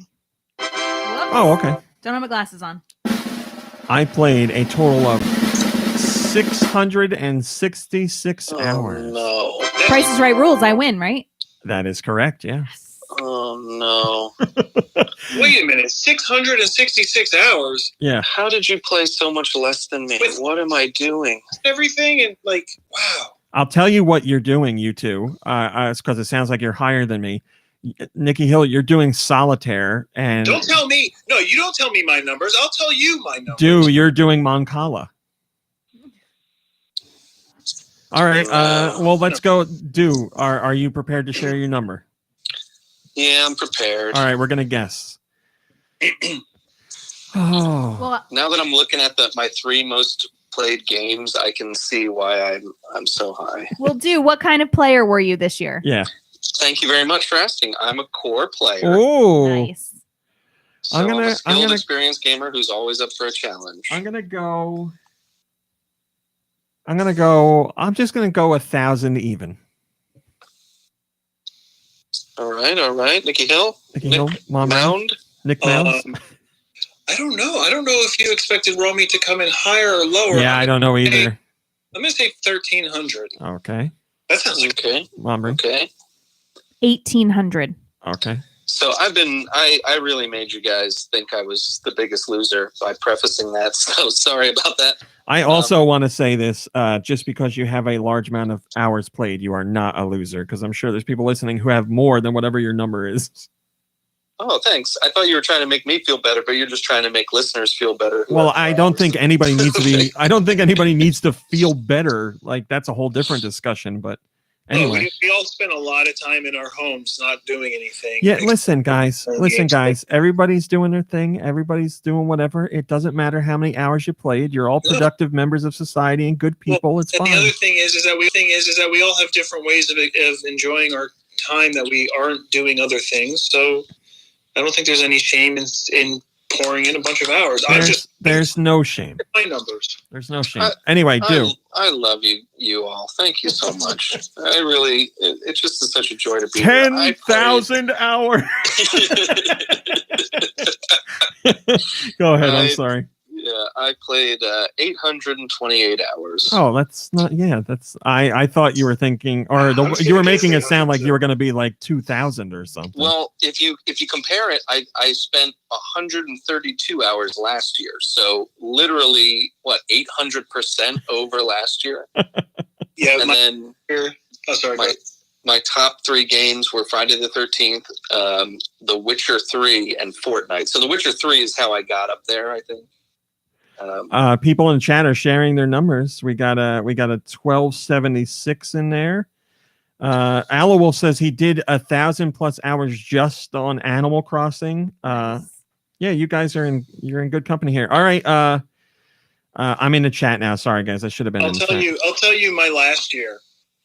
Okay. 98 hours. 98 hours last year? Yeah. Okay. I'm gonna say. I'm gonna go. I'm going with 750. I'm going with 750. Mom Brain, Nick or Do. 500. I'm gonna go 600. All right, Nikki Hill. I think by Price is Right rules, Mom Brain wins with 580 hours. Damn it! Nice. Damn it. The interesting thing too is that I went from 14 games that I played in 2014 to 35 games. Well, that's the next thing I was going to say. We don't have to go through guessing again, but we can read our numbers. Last year, I played 105 games. This year, I played 101 games. So I actually played fewer games this year. Man. Mom Brain. Or go ahead, Do. Yeah, go ahead. I played 20 games last year. Played 53 games this year. Ooh, I like those numbers. Mom Brain? Yes. Tell us. You want to know this year? Last year and this year. Where do I find last year? It's in the same picture. What are you talking about?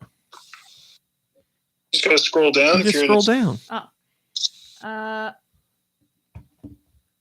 Excellent, Mom Brain. Thank you. I don't see that. Where are you right now? In my email. Yeah, click the link. It takes you to the full page. Check out how you played with these fun stats. Yeah. Okay. Now it's going to take a second and we got to wait. And I got to vamp. Boy, Mom Brain, I'm sure excited to see what. Oh, here we go. What kind of player was I this year? I was a getaway traveler. I was going to say, you're not a core. You like to realize the potential of a deserted island. Yes, yes. Gonna guess how many hours I played. Last year? This year. It tells you last year. What's your last year? Last year was 90 hours. This year is a lot more. I'm going to say 400. Yes, you guys. I don't know. I really don't know how much time she spent. This is tough for me. I will say this was the year of Animal Crossing. I'll put that out there. I know. So I'll just say 600. I feel like that's overshooting. 600. I'll say 300. We got a 3, 4, and a 6. 286. Oh, man. We were all overbid. Most played game, Animal Crossing. Oh, whoa. We're not getting into that yet. Oh. Wow. Well, I guess go ahead. Go ahead. You've done it. Oh, well, my most played game by hours was Animal Crossing. You have the top 5 there. Spiritfarer. Number 2. Ring Fit Adventure. Mm-hmm. Then Fortnite. Mm-hmm. And Jump Rope Challenge. Wow. Nikki Hill. Last year, Toe Jam and Earl was in there. Nikki Hill, can we get your top 5 most played games? Me too, Mom Brain. Nice. But starting with number 5. I only see top 3 here. You are reading the email and not the link. Right. I didn't click on the link. Should I click Okay. on? No, give us top 3. It's fine. Oh, I just clicked on the link. Okay, man. We just went through this with Mom Brain. No, I'm not doing that. I have to put in age verification. My top 3 were from number 3, BioShock Remastered, Friday the 13th, The Game, and Solitaire. Not surprising with the number 1 there. Solitaire specifically. So I haven't checked in a while, but out of 580 hours, I think there's over 300 hours of just Solitaire. I would imagine that to be true. Do your top 5, starting with number 5? Sorry, for this year? For this year, yeah. Okay. Well, I'm not gonna see all my stats. Sorry, I should have had this ready. I can't believe each one of you have done this. Well, I thought I shared what my top 3 were earlier, so I don't know why I have to. I said Friday the 13th, Witcher 3, and Fortnite, remember? I do remember you saying those games, but I didn't remember if you said them as your most played. I just thought you were saying. Yeah, those are my most played. Fortnite, of course, being number 1, unfortunately. Unfortunately, again. Yeah. But can I tell you what my 2019 titles were? They're Sure. a lot more uplifting. Go ahead. Luigi's Mansion 3, Zelda Link's Awakening, and Toe Jam and Earl. Toe Jam and Earl was my 2019 most played game. That's awesome. My top 5 for 2020, starting with number 5, is Uno, Rogue Company, Paper Mario, The Origami King, Friday the 13th, and Fortnite. Not surprising for the top 2 there. My 2019 top 5 were Cadence of Hyrule, Bloodstained Ritual of the Night, Link's Awakening, Toe Jam and Earl was number 2 for me, and then Dragon Quest 11 was my number 1. My biggest day was Sunday, August 30th. I don't know what was going on that day, but That's funny. Mine was, I think, July 29th, I think it was. So it was a big day for gaming, I guess. This doesn't show my top 5 for this year. It shows me my top 5 for last year. You're not logged in. We already went through this. It shows that I'm logged in. It has my name. I thought you just told me you clicked the link and it was like, oh, I got to log in and all this crap. Well, while dude was talking, I did it, man. Get off my case. Well, then it should show you we're all on the same page here. It shows that I'm a hardcore gamer. And if you scroll all the way down, it doesn't say your most played game by hours. And then underneath it says, in 2019, you spent the most time playing these games. That's all it says is 2019. It doesn't show me 2020. Wow. Didn't you just tell us your top 3 from the email, though? So it must have it there somewhere. I don't know what happened. It does have it there in the email, the top 3, but not the top 5. I don't know what's going on. Yeah, I mean, it's probably my fault. It's probably not Nintendo's fault at all. It's just my fault. Well, I'm glad you can admit that. Unbelievable. So yeah, that's our Nintendo can do no wrong. that's our biggest games of the year. And then at the bottom, it also tells you what's next. So it says based on, or it says new year, new fun based on your play history. Here are a few games we think you might like. And it recommends games. I am very curious to hear your games if you don't mind sharing. I certainly don't. Why don't we start with someone else? Because I stopped doing this. I'm going to have to log into the thing again. Can I go, guys? Sure. I didn't know you were logged in. Yeah, I actually do have the link open. Go for it. So I am obviously also a hardcore gamer. Oh, congratulations. And I'm the world's best singer. Did you guys want to guess my hours? I definitely got the lowest score out of everyone. Do you have your 2019 number? Oh, I thought we were doing 2020. Well, I know, but it also tells you your 2019. I was trying to base it off of something. Oh, well, I think it's only like slightly lower compared to last year. Oh God, I'm gonna say 150. No, I'm gonna say 100. I'm going 100. Okay. Anyone else? 200. I'm going to say 86. Ooh. I'll say 1 hour.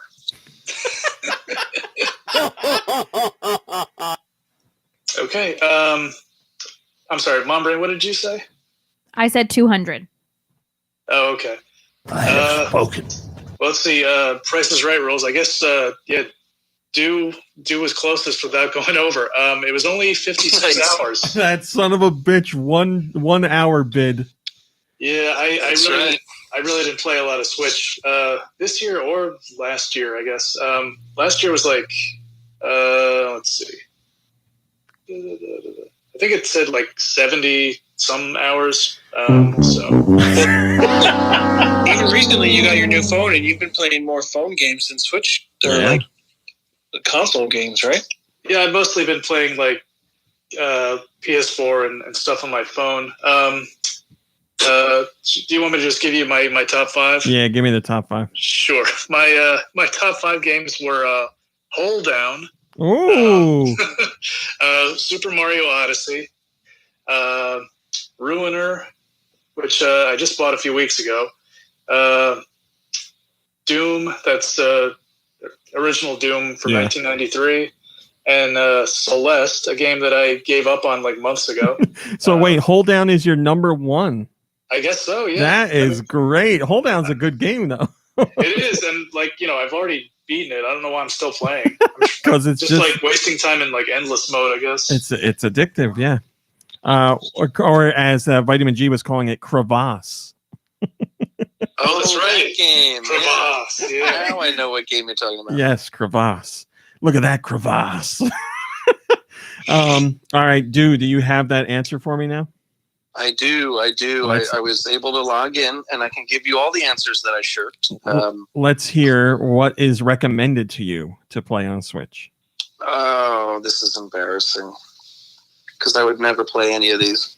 So you know how much you've talked about how unfortunate and embarrassing everything is on this list for you? It's not. You gotta let it go, man. I have to let it go. I'm just in quarantine. I need therapy. But so here's what they're recommending for me, and it's like they've never met me. West of Loathing, which, I can't tell you, this picture looks like something that, I don't know, it looks like they're messing with me. Multiple award-winning West of Loathing. Yeah, I could draw that. Stick figure. Dark Souls Remastered. Okay. Pokemon Shield. Abzu. And this one's for you, RMC. Dragon's Lair Trilogy.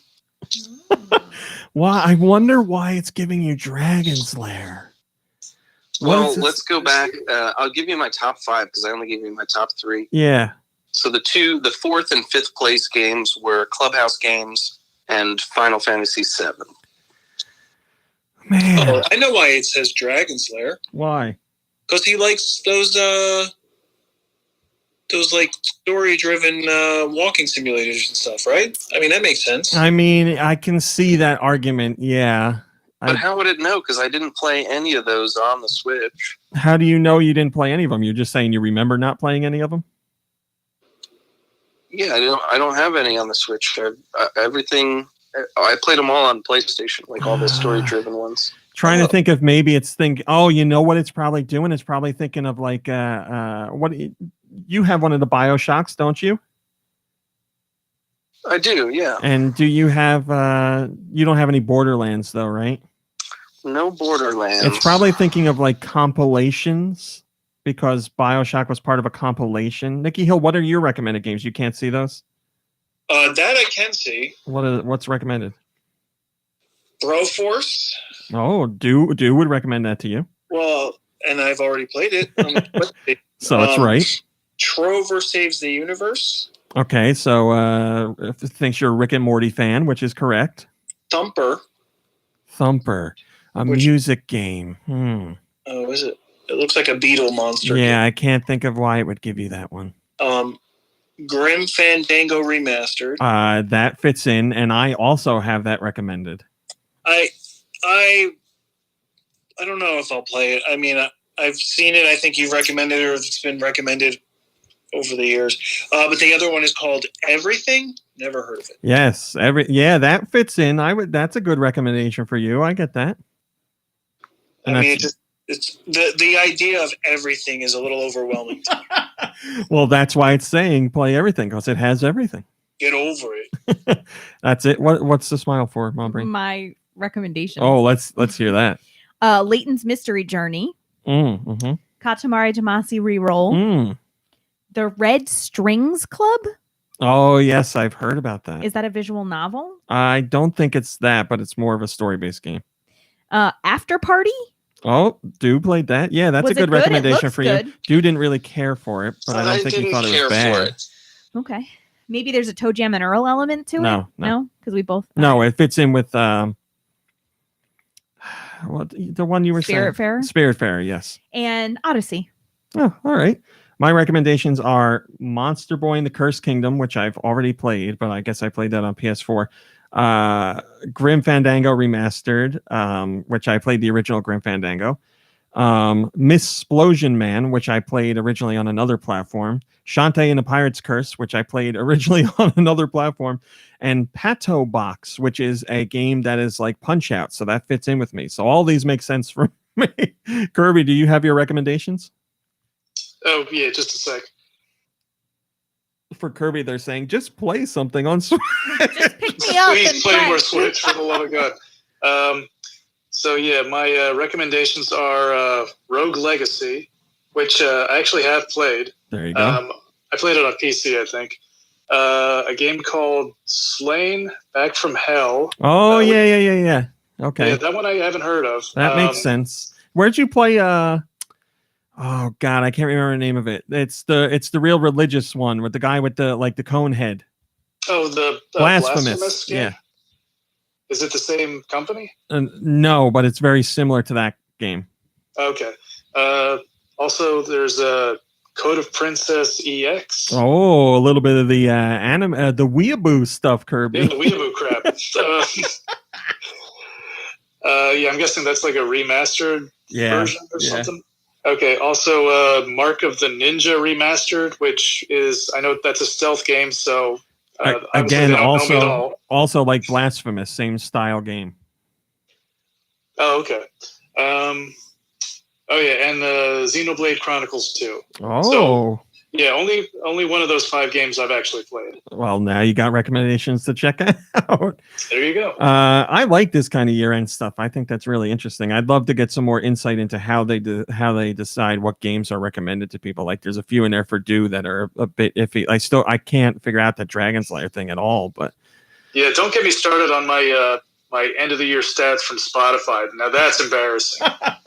Taylor Swift all the way down. I get the Spotify ones, and I get them from Strava, my running app that like tells you how many miles you ran, and it shows you like what months were like the best. And I think it was like May, like, you know, right after quarantine was like really in full effect. There's zero. It's just dead. There was no running whatsoever going on that month. Autumnal Blake says theirs is full of game music and jazz. That sounds like my dream come true. Nice. All right, let's get into what we played. What are we at here? What were we at? 320, 325, 425? Okay, we're doing okay. Dew, what have you been playing? Well, Dew, I know you have something important to share, so again, the floor is yours. I do. Yeah, I've got a lot of things to share. We'll just go real quick. Fortnite, played it this week. And I played the demo for Pixel Junk Eden 2. Known to this group as Grimpin. Original, which I think Mom Brain and I played a bunch of it's a great game. Together. Yes. And we had so much fun playing that. And this game's still fun. It's still a great experience, but it just is nothing without a friend in the room with you grimping it up. You know what I mean? Grimping it up.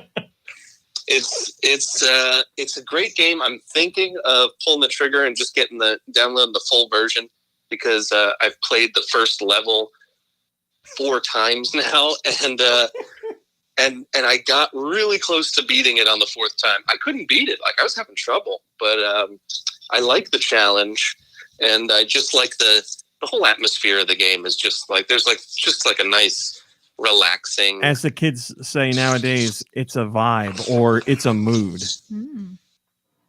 Yeah, I can see why kids would say that. So that's one that I don't know. It's a tough one to recommend to people, but it's like a nice experience. I like it.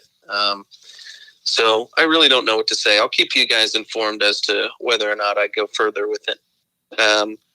But yeah, this is the biggest news of the week for me. I have decided to. Actually, I haven't decided to. I returned Cyberpunk 2077. I know last week I was saying. I know. Last week I was saying that I was too lazy to return it, and like I bought a physical copy, and I didn't want to like ship it back and go through the rigmarole. I know I said all that stuff, but I just got so fed up with it. I couldn't take it anymore. I was really trying, and you guys know I was really trying to enjoy the game. And there were parts that I did very much enjoy. It's just it's so broken in certain aspects that I couldn't slog through it. I was doing a disservice to myself as well as to what the finished product could be. Yeah, you gave it way beyond the benefit of the doubt. Yeah, it sounds like you were very, very patient with this game, dude. I was, and I'm not patient with anything, if you know me. I know. That's why I'm so shocked that we've arrived at this outcome. Yeah, so I just so basically I woke up early one day and I was like, I'm gonna play this game all day long. Dude, I don't mean to jump in here, but I have to. I know when you told me this story last time, you were very colorful with your language. I just want to warn you. Thank you. Yeah, I gotta remember I'm on the podcast. I'm not in the Fortnite chat. But so I woke up early. I'm playing the game. I wanted to get like a bunch of time to play the game, and I was playing it, and I had only played for 2 hours that morning. And here's what happened. First of all, in the 2 hours, the game had quit on me. I think it was 3 times. And when I say quit, I mean it kicks you out of the app and you send a report to Sony, and it's a whole thing. I have later learned that the PlayStation 5, I don't know about the PlayStation 4, but the PlayStation 5 keeps your error history. So I went into the error history and I found out that my game, since I had started playing it, had quit on me 23 times. And that's just the ones that are logged as Cyberpunk quitting. There were maybe twice as many errors that weren't logged because of internet troubles. And I have a feeling that I did, maybe my Wi-Fi just wasn't connected at the time. So, but we can say safely at least 24 times this game quit on me, and I still was slogging through it. So anyways. Yeah, and that doesn't even count just the in-game bugs and glitches that don't crash the game, to the menu. They just, bugs and glitches. Well, so back to my story. Sorry for getting off topic here. Back to my story. I'm playing, and I drive my motorcycle to this one mission, and I have to talk to this guy. So I get out. I walk up to where the guy is supposed to be, and I can't even see him. I can hear him, but he's clipped through a truck, or there's a box truck that was there. So I knew he was there, but I couldn't see him. So I was like, well, this is stupid, but I could still talk to him. So I tried to talk to him, and it did the thing that you were talking about, RMC, where it wouldn't let me choose any dialogue options. I could only choose the first one. So I was like, oh man, I have to reload this game or just get away from this guy and do something else. So I said, screw it, I'll get away from him and do something else. So I walk away, and my double jump stopped working. And I was like, why can't I double jump anymore? So I was like, whatever, I'm right next to my bike, I'll just drive to the next location. It wouldn't let me get on the bike. There was no get on option. And I was like, you have to be kidding me. So I tried every which way to get on this bike, and I was like, I could call in another one of my cars that I own, but it's going to take too long, so I'll just steal this guy's car that's right next to me. So I steal this car that's next to me, I drive 2 blocks down the street, and then the game quit on me. And I was like, you know what? I was like, I'm done with this. And I sent RMC this big, long tirade voice memo of how I'm getting rid of the game and all this stuff. I went directly on Amazon. Luckily, they were letting people return the game by December 31st. I believe last week I said January 31st, but I meant December 31st. And So I just, in fact, it was an amazing experience. I just had to drive to the UPS store. I didn't have to box anything up. I didn't have to print any labels. I had to just hand him the game and show him my phone, which had like a barcode on it. And that's all they needed. And they sent it back. And in fact, by 4 p.m. that day, I got a message from Amazon saying my game was in transit and I got refunded. So that couldn't have gone smoother. I just wish the game itself, I wish it didn't have to come to that, because the game itself was not smooth. Well, now you can buy Grimpin 2 3 times over. It's not even about the money, like I wanted to enjoy Cyberpunk and I just felt, in fact, you know what I did? And I hope you'll allow me to read this. I went into my old Witcher 3 game box and I pulled out the card of what CD Projekt Red wrote to the customers then. And I just want to read the first paragraph real quick, if that's all right with you. Yeah, go ahead. So this had a huge impact on me, and I talked about it briefly last week. First of all, one little thing. I said it came on a yellow CD Projekt Red card. It's actually a red card, but other than that, here goes. So it says, "Dear gamer, first of all, we would like to thank you for your support. We really appreciate that you have decided to spend your hard-earned money on our game and hope that you will have a fun time playing it.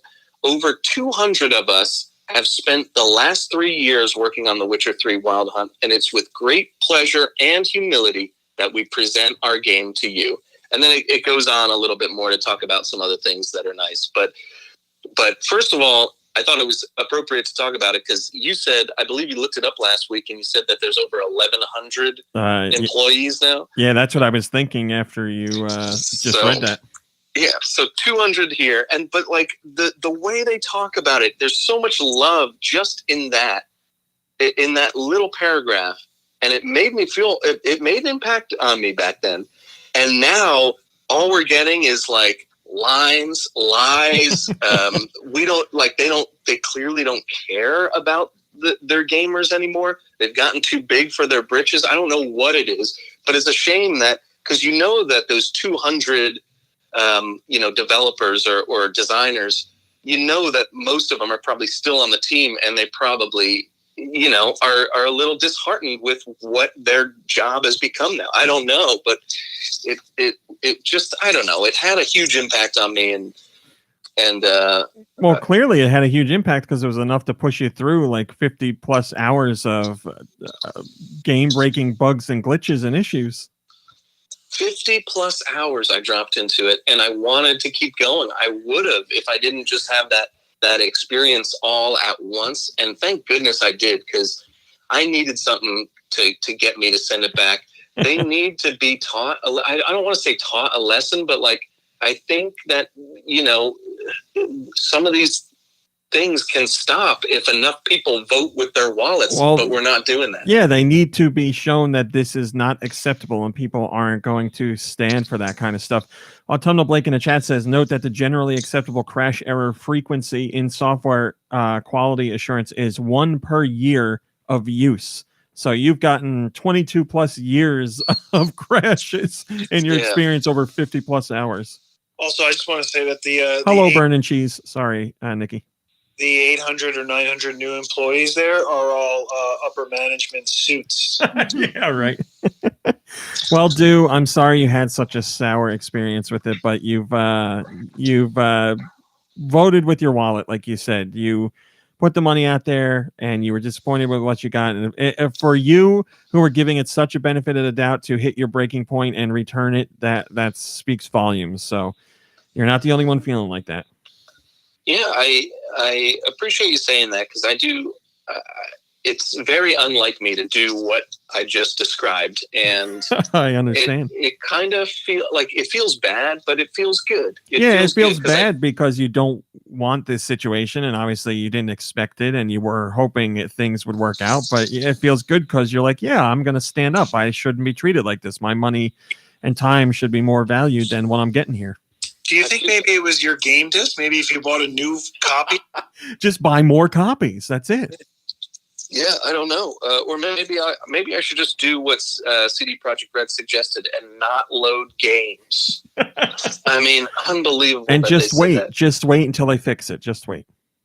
And what's funny is I had been jotting down all my little bugs, like not the game quitting on me like I described, but just like the funny little things. And I was going to try to make it like a weekly thing on the podcast because I felt like I was going to be playing this game for weeks. So I was going to be like, and now, the newest bugs in Cyberpunk, but like, it's just not as funny. Like I'm reading them over. They're funny, but like, it's more of just like, you know what? Screw it. I just wish we had a good game. It's it's dark humor or just sad. Yeah. So I won't even share them with you guys. Maybe if anyone wants to hear them at some point, I've still got them written down. There's some of them are pretty funny, but it's just, it is what it is. And hopefully the game can get its updates and everything that it needs. But my last thought on it are, look, I'm not in denial. I know once they come out with the official version that has no bugs or they fix, all the stuff that they need to do, or they come out with the PlayStation 5 version or whatever, I'm going to buy it. I'm going to buy it and play it. So whatever. But, but I just, I just think that I don't know. Like, I think that they, even if there were no bugs in the game, they still lied about a lot of the features in the game. Yeah, there's a lot of stuff they didn't deliver on.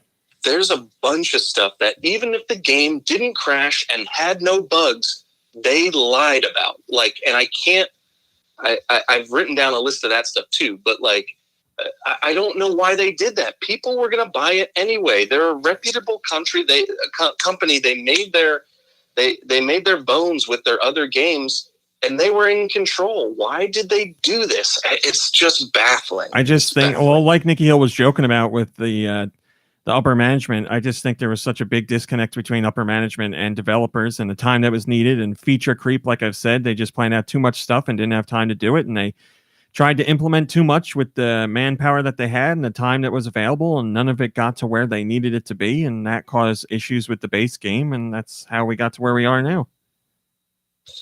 I'm surprised we haven't been hearing more in this past week about, developers like leaving the sinking ship or more about it. Like, I don't know. Have you heard anything new about the company or what they plan to do with the game or anything at all? Outside of class action lawsuits and stuff like that, I haven't heard anything about developers or what they're going to do. No, I think it's only quiet now because it's the holiday, and once we get into the new year, things will pick up again. But yeah, I think everyone's just like trying to enjoy. Anyway, developers that are there, I think, are just trying to enjoy some time off and enjoy the holidays. And I know there's still people working there, but some also have off. So yeah, I think they're just like, can I have maybe a week where I don't have to deal with this goddamn game? And then when the new year starts, I'll get back into hell. So I think that's what it is.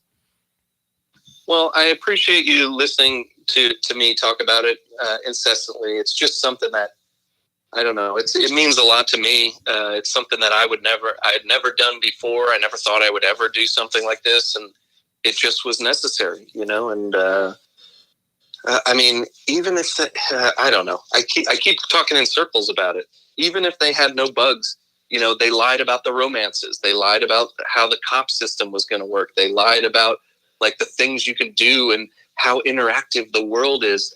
I mean, The Witcher 3 feels like a real world. Cyberpunk felt like a beautiful world where there was nothing going on inside, like there was no substance. And they didn't have to lie about it. I would have bought their game anyway, but yeah, and you did. I think you did the right thing. Sorry. What'd you say, Nikki Hill? That stuff might still be in there. It's just kind of trapped behind a bunch of. Well, we'll see where we're at a year from now. We'll see what happens. Dude, did you play anything else? That's everything. And again, thank you for listening. I do enjoy talking about the games that I played. Kirby, what have you been playing? Just more of the stuff I mentioned last week. I think I mostly played like Rayman Mini this week.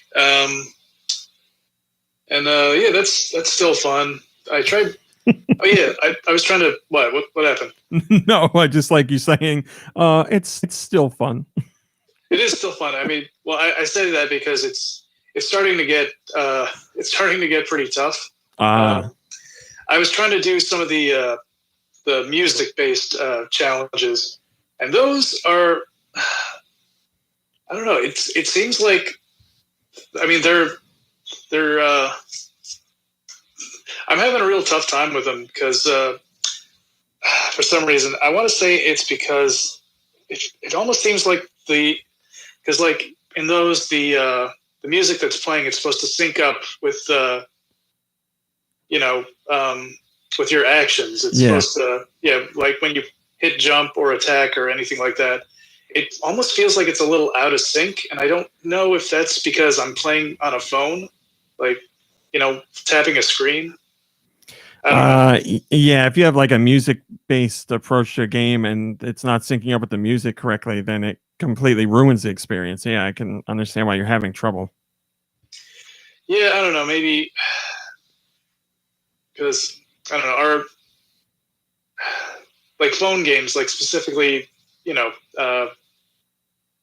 games where you're tapping a screen, they're not really known for like their precision, are they? I mean, there's plenty of good music games on phones that don't have those issues. I don't know what the case is with Rayman. You should look it up and see if anybody else is having those same issues. I'm sure if you're experiencing it, someone else is feeling it out there. But I've played rhythm games on the phone and they're okay. I was actually just playing one a couple weeks ago and everything was fine. But I have played rhythm games where things were out of sync. I can't think of one on the phone in particular. But on TVs, like I've seen people trying to play Rhythm Heaven Fever, and their TV wasn't set up correctly, so the audio was out of sync with their button presses were out of sync with the audio, and it became impossible to play. So I don't know if there's obviously that's not going to be the situation with your phone. Maybe the game needs to be updated, or maybe there's some sort of setting that needs to be switched. Okay, well, I'm honestly not even sure if it's the game or if it's me at this point. Now I'm going to download the game to give it a play. Yeah, but those, the music levels are really tough for me for some reason. Well, don't worry, Kirby. I know you have rhythm. I don't think I do, actually. I think that's all I played. Nikki Hill, what have you been playing? Well, believe it or not, I played some solitaire. Oh. Yeah. I thought I almost beat it, but there's a lot more levels to that than I thought. And I played some Pixel Junk, Eden 2. Oh. And I agree. It really benefits from having our friends playing it because we banter and we joke around and we just, like all the sound effects that we make and like all the noises, I think just adds a lot to it. I was also really frustrated with it because I wasn't grimping onto, grimps are grimps. I wasn't grabbing onto. Grimps are grimps after all. Yeah, Do Michaels is having the same problem, and I told him what you got to do. Just stop touching the joystick when you're passing through blades of grass or whatever, and your guy will connect to the whatever one you're touching. Right. Yeah, but that's not how I do things, so we'll see how it works in the future. I failed multiple times, like the time ran out, and I just had to go back in and continue. And I guess, are those gardens like endless? I don't know if they're endless. I go to where the seed thing is. Right. So like I have this thing where I kind of want to go and like explore a little bit more and like fill in more plant life and stuff. But, the point is to get to the seed. I believe they're randomly generated too. Oh, so I'll be there forever. Yeah. Yeah, so I'll change the way I play that. And then I played and I completed, but like, did I really complete Undertale? I didn't complete. Yeah, you don't even have to applaud. I mean, too late. It felt like work. I played it after hearing it for so many years of like how it messes with you and everything. I expected it to mess with me, so it didn't really get to me on any emotional level. I don't think. Like, yeah. Oh, so you're a monster. Well, to a certain degree, I guess. Yeah, sounds like you were the monster the whole time. Oh. Well, I thought I was doing good things, and it turns out, those good things are bad things or whatever. So if anyone's listening, it's ruined for you again. But, I can't stress this enough. The game is not about doing good things to get a good ending. It's like real life. It's not cut and dry. I keep coming back to that point. I know, but so I have to say, what is it? Toby Fox? Yes. Incredible work, incredible storytelling overall, incredible world that has been crafted. I watched a video that gives an entire timeline, and it's fascinating and it's amazing. If it was linear in that way and I played through the whole thing, it would have blown my mind. For me to have to make the choices without knowing what's going on to get there, I probably would never have gotten to see the entire story. So that's maybe jumping into a series of a TV show or something, just watching episode 3 of season 4, but not watching anything else. I just feel like, I don't know, when you see the whole story, it's incredible. The characters and the story, everything about it is really super deep and really interesting.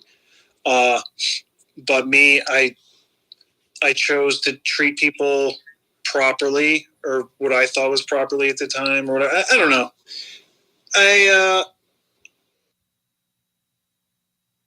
I don't know. I was just trying to get through it because I was waiting for that big wow moment, and it wasn't a wow moment because it's the moment I was expecting the entire time, I guess.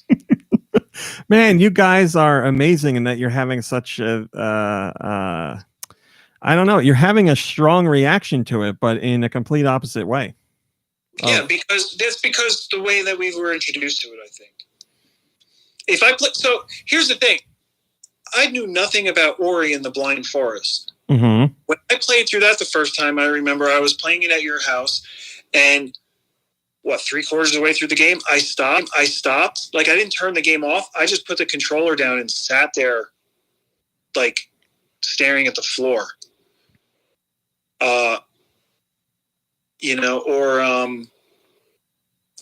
When I was playing Shadow of the Colossus, I was playing through it, and I was like, so what's the point? Where's the big moment? And you were like, just keep playing. And I'm like, yeah, but where's the big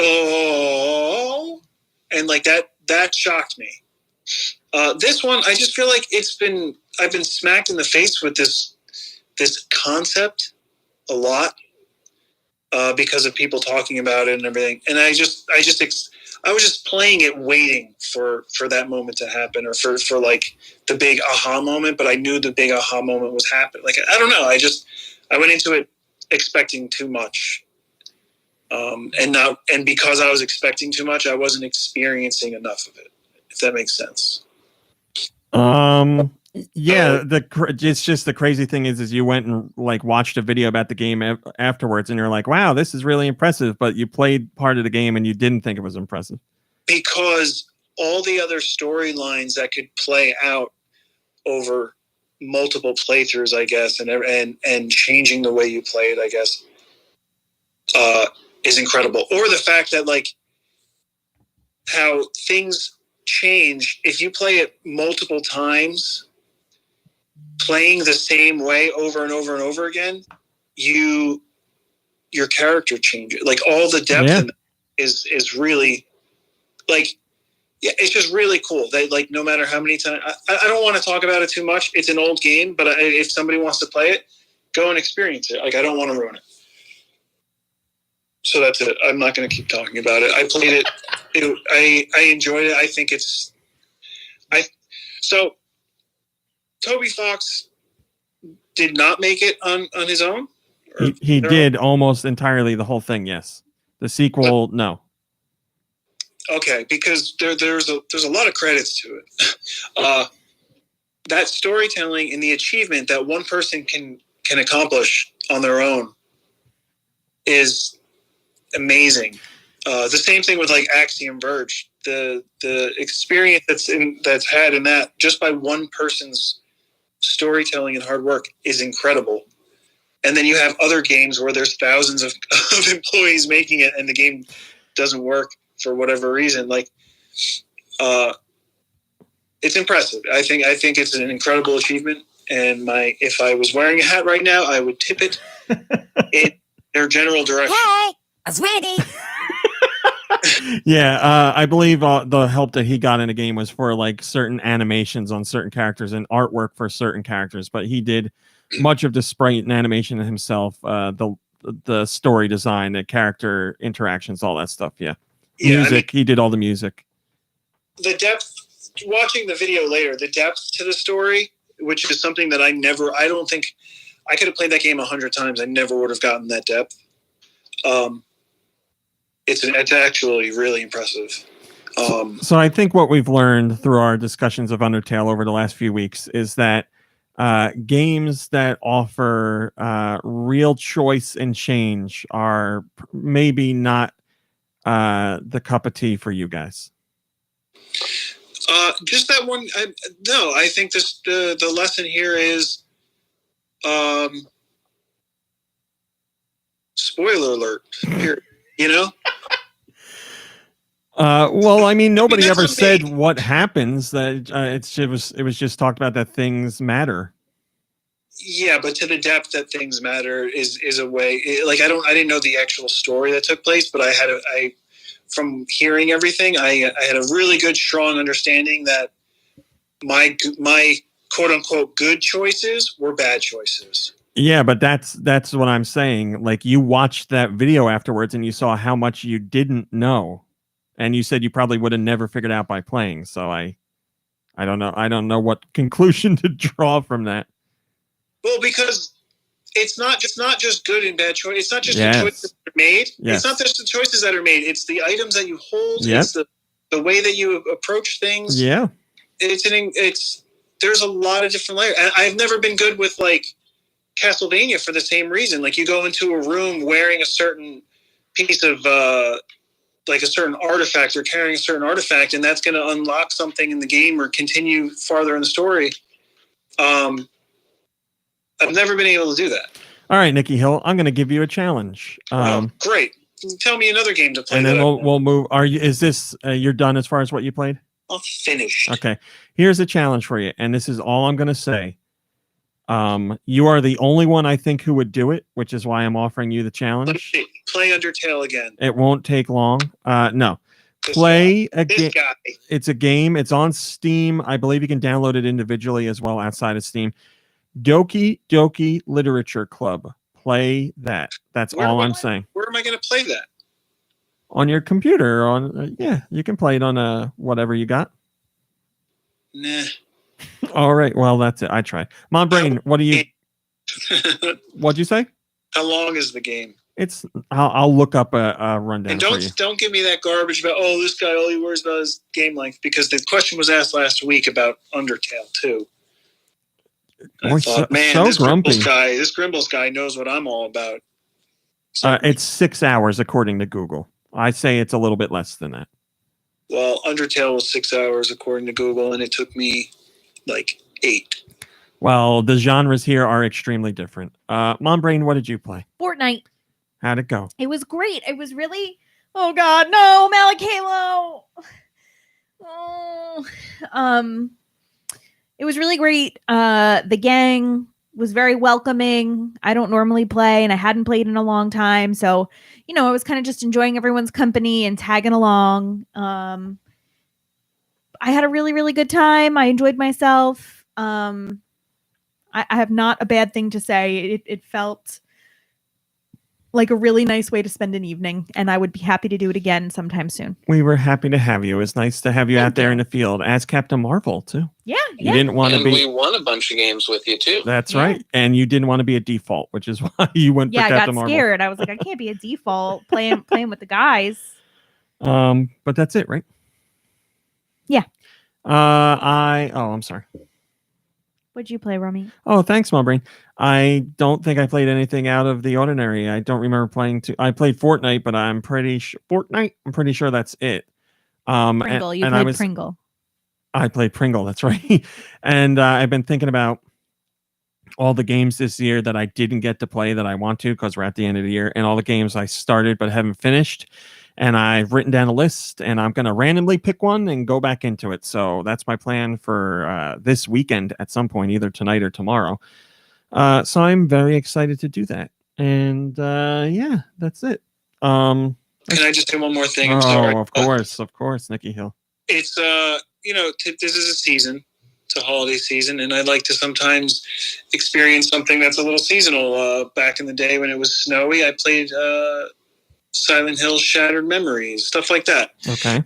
I was very happy to see when I was playing Undertale that there's a Christmas tree and presents under it, and they talk about this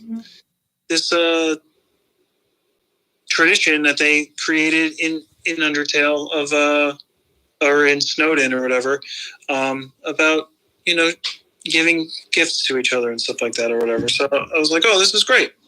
Surprise. And despite that, RMC still likes the game. That's right. There is a holiday aspect, and I do enjoy it. Yeah, to tell you the truth, I remembered the winter part. I didn't remember the present part of it. And it is true that I don't usually like themes like that in games, but that did not stick with me. Other parts of the game did, but I do remember the winter setup because of the snowball puzzle and the fighting the dogs in the snow and all that stuff and the igloos. And yes, I do remember that. Questioms, send your questions to GoNintendoQuestions@gmail.com. Where? GoNintendoQuestions@gmail.com. They can be about Nintendo, they can be about video games in general, or they can be about whatever the hell you want. This week's question is the winking wow guy on the soundboard? This was a question we got last week that I didn't get to ask. Wow. And we added him last week, so wow guy is here. Wow guy, how do you feel about being on the show? Wow. I'm glad you said that. Wow. This week's Patreon question comes from Steister. Mombrain, did you know you could join the Patreon for $1? For $1. Wow. $1. Steister says, what video game item or power-up would you like to taste? What would you imagine to be the most delectable? What do you want to taste in a power-up? I want to taste that liquid that Kirby drinks. The health juice, whatever it is. I want that. I want Chug Splash. Oh, yeah, Chug Splash. It's got to be. Yeah, I want to drink Chug Splash. It's got to be so refreshing, right? What else is there? There was a Mickey game on the Genesis, I think, that had like a Castle of Illusion? I don't know. Yeah, it had like I don't drink Mickey's anymore.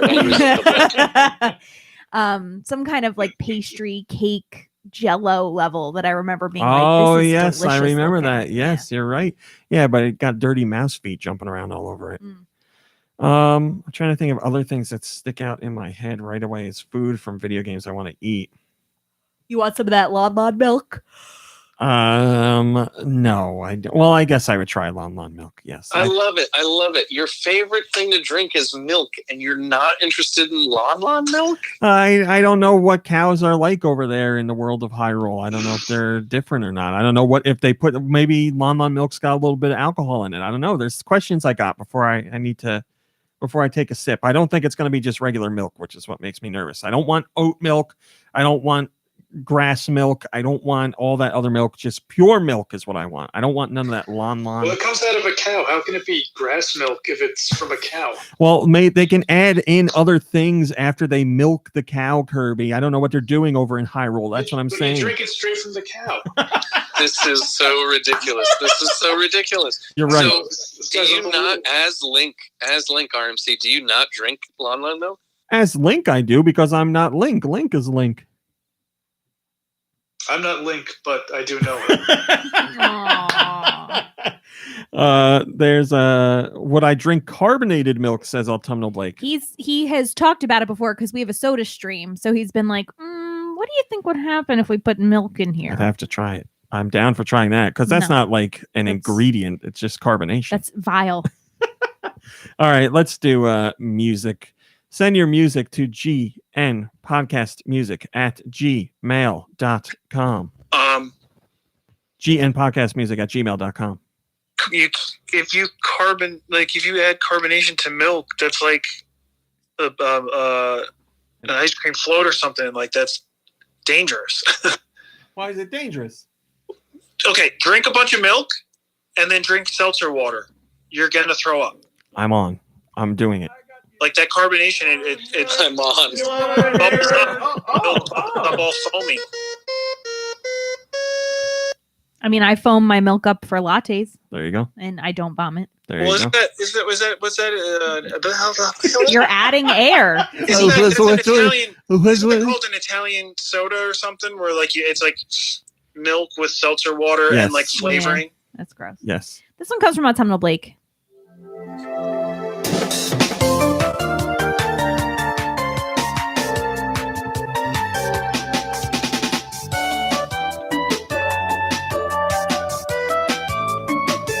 Is this first party?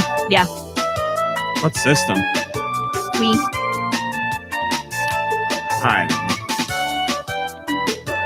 Wii something. Yep. Wii music. Nope. Wii play. Nope. Wii sports. Nope. Wii sports resort. Nope. Wii. Is it a channel? I don't know. Is it Wii something? Yeah. Nostalgia Beaver Housing got it. Yep, I think it is a channel. Oh. Maybe not. Autumnal Blake, is it a channel? Wii News. Wii. Everybody votes. No. Wii. No, it's not a channel. Sorry. Weather channel. No. A Wii game that I can't remember. Wii Play Motion. No.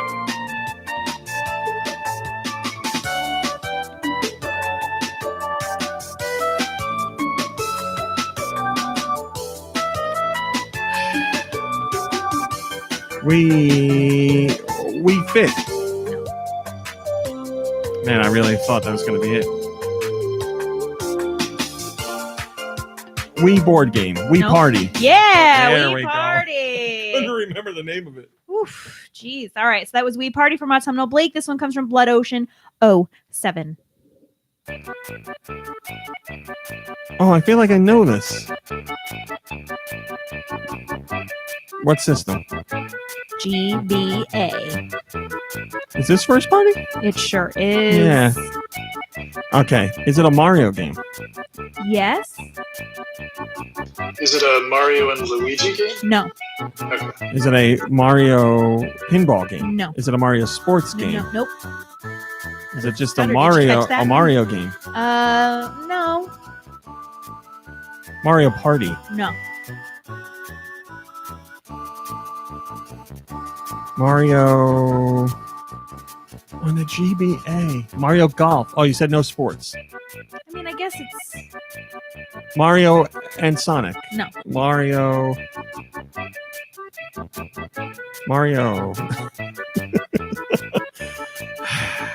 You're confusing me with this sports thing. I mean, I guess it's technically a sport. Mario Chess. No. Mario.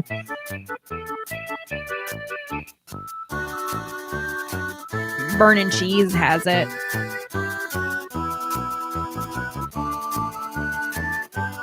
I'm at such a loss.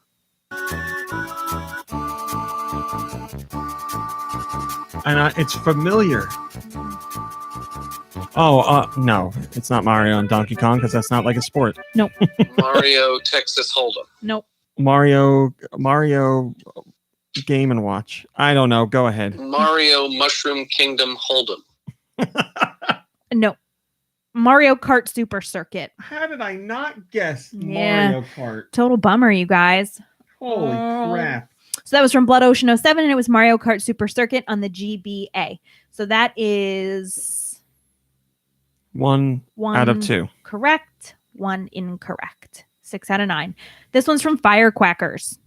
All right. Let me think. Donkey Kong Country. Donkey Kong Country 2? 3? Yes, 2. 2. Okay. It is. Beep, beep, bop, bop, bop, bop, bop, bop, bop, bop, beep. This is Donkey Kong Country 2. Donkey Kong. Donkey Kong Country 2 on the Super Nintendo from Firecrackers. Here's one from Glitter Bubble 3.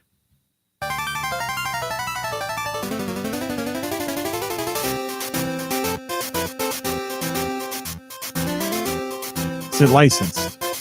Nope. Solar Jetman. Nope. Lower G-Man. I think it's just low G-Man. Nope. Not licensed. Final Fantasy. Dragon Quest. Nope. Dragon Warrior. Nope.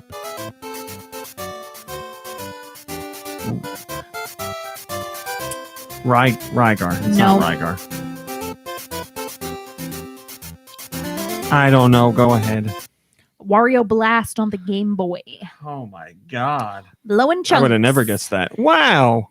That one came from Glitter Bubble 3, and it was Wario Blast on the Game Boy. This one is from Jessi.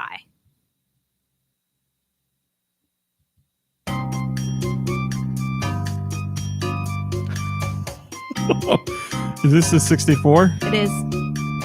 Okay. Is it Perfect Dark? No. Is it GoldenEye? Yes. Okay. I thought it was playing a trick on me. What part in GoldenEye is this? Okay. I'll take it. It was from Jessi, and it was GoldenEye on the 64. This one comes from Mikey3319.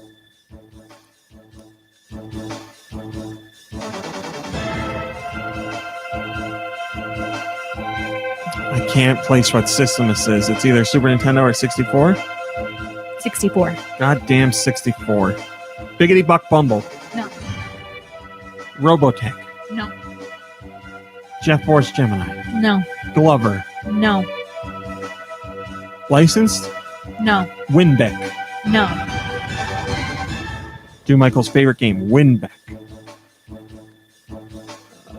It's not my favorite, but I Top remember, 10. Top 10. I remember it fondly. You said not licensed. Right. Daikatana. No. War Gods. No. Extreme Nope. G. Wow. Some sort of sports title. No. Space Station Silicon Valley. No.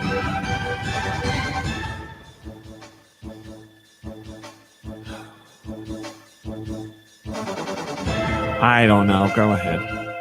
Mega Man 64.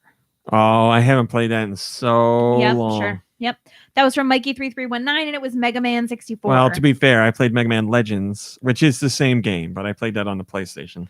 Here comes one from Nate or Die.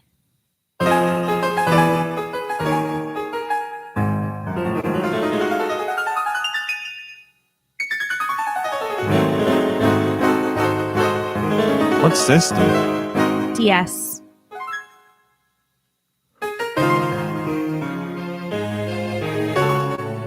It's not first party, is it? Yes, it is. It is? What is this? It's DS. Fire Emblem? No. Zelda? No. Mario? No. It's not Metroid? What are you looking at me weird for? A Pokemon. Pokemon, I don't know. Diamond and Pearl. No. I don't know what's on DS. Soar what? Black and White. No. Black and White 2. No. Soul Silver. Yeah, Heart Heart Gold, Gold. and Soul Silver. Oh, I God. played that. That was from Nate or Die, and it was Pokemon Heart Gold, Soul Silver on the DS. This one's from Nico Darunia.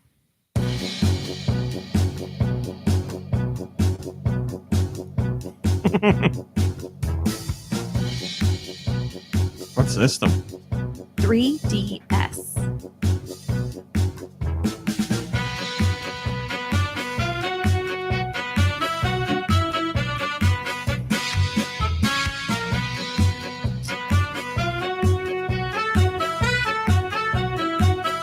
I got nothing on this.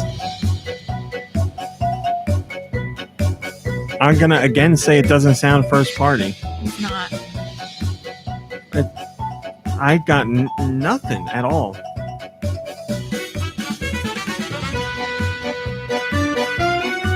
It's good. Like, it's high quality. How about an RPG? All right, I don't know. Go ahead. Ironic that the cat would come up on the table because the game is Battle Cats Pop on the 3DS. I've never played that. And that was from Nico Darunia. This jam comes from Wired.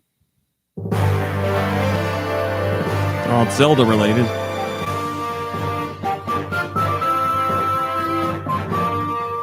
A Link Between Worlds? No. What system? Wii. Link's Crossbow Training. Yes. I knew it sounded weird, and I was going with you're good. I was going with weird as in low rule, which had weird upside down music, which is not a thing, but I'll take it. That was a good one. The last song we have today comes from Someone I forgot. Comes from Wired. 2 songs from Wired today. Oh no, Mom Brain. Yep. Tisk tisk. It's very quiet. Well, therefore,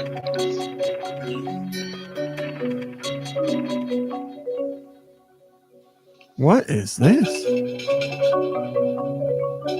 Electroplankton. No. So mysterious.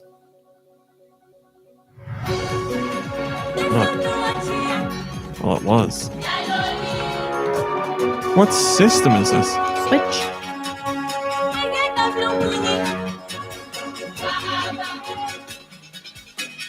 Raji. No. I'm gonna guess it's not a franchise. I don't know. No.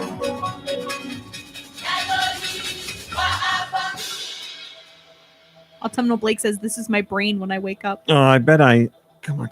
I bet I'm picturing a game and I can't think of the name at all. Go ahead. I don't know. This was Overwatch. Oh, okay. I On the wasn't thinking that. I have never played Overwatch. I know it's very popular, but I never did. I believe we got 5 out of 10. If I'm not mistaken. Autumnal Blake agrees. So 6 out of 9. 6 out of 9. Well, this show went longer than I expected it to. I thought we were going to have a shorter show. We didn't. I promise next year we will be more concise. Like I've said, I think it's just the nature of the virtual conversations that are leading to it being longer. And I know people are like, do longer shows, but I really want to keep them around a 2-hour mark somewhere. And this is longer than that. So I apologize. We will try. But of course, we're not going to leave you again without a do rumor. So do, if you will, give us one of your rumors to play us out. To end the show, it'd be my pleasure. So this one's a quick one. It's this one's true. So each week you sell that, and I believe it. Well, you should, because I wouldn't lie to anyone. So you must have heard, if you listen to the show or if you know anything about Nintendo, that Smash Brothers just introduced Sephiroth as a new character in there, and actually they announced a whole bunch more. In fact, Igarashi got up and he said that it's called the Smash Do's Dreams events. So he heard about all the rumors that I like to do, and he personally wanted to make sure, since I don't play Smash Brothers, that all my favorite characters would be available. So be ready to get Geralt and Ciri from The Witcher 3. Oh, hold on. You said Igarashi. I think you meant Sakurai, or your sources are incorrect. I meant Sakurai. Sorry about that. Igarashi, he and I are on good terms. Jade and Paige from Beyond Good and Evil are going to be in there. Bravo. Alucard from Castlevania Symphony of the Night. He's coming soon. So Igarashi is involved. Yes, of course. I just found that out now. Now my relationship with him has suffered a bit. Barry Burton, he thought about that too, and he's going to be on there. And it's not going to be an official character. It's going to be one of those me characters. But Hubert is coming in there. Oh, so nobody saw that one coming. So yeah, smash Dude's Dreams events. Make sure you smash Dude's Dreams by supporting all these characters that he'll never play. I gotta say, Barry, not good at Smash. Barry is sounding real good to me. I thought some of them are good. Can you imagine playing as Paige? That would be cool. I believe Barry's finisher is the Jibble sandwich. Oh my god, that would be amazing. Yeah, Or I thought about if, that too. Yeah, if there was like a level with like a sluice in it, and he could be like, Natalia, the sluice, and it opens up, and like your enemies get washed away or something. Anastasia Beaverhausen has run your rumor through the lie detector, and it says no lies detected. Excellent. So there you go, backed up. All right, everybody. Thanks for watching. Thanks for listening. Thank you for your support in 2020. We will be here in 2021. I promise. We will make a shorter show. They've been long lately. But we'll be back. They're not that long. Remember, the podcast highlights channel is there too, in case you don't have 2+ hours to dedicate to the show. 3 hours. And have a safe New Year's celebration. We started later today. That's true. We did. I'm sorry, Nikki Hill. Go again. Just said have a safe New Year's celebration, no matter how you choose to bring in the new year. Bring it in safely. That's correct. We'll see you in 2021. Goodbye, everybody. Bye, everybody. All right. I don't think we're going to do an after show because we've gone so long as it is, unless somebody has something they really want to talk about. Oh man, I feel like I did, but I forgot. Well, that's Dude, how did we'll. you ever play Home? No, save this for after the podcast. I've played Gone Home. Yeah, I don't know if Home is one of those games. I just saw it. All right, everybody. Again, thanks for watching. Thanks for listening. Hang out with some friends and family virtually or safely, whatever you're doing. Rest, relax. You deserve it. We'll be back next week. Thank you so much. Goodbye, everybody. Bye, everybody. Bye. Bye. Okay.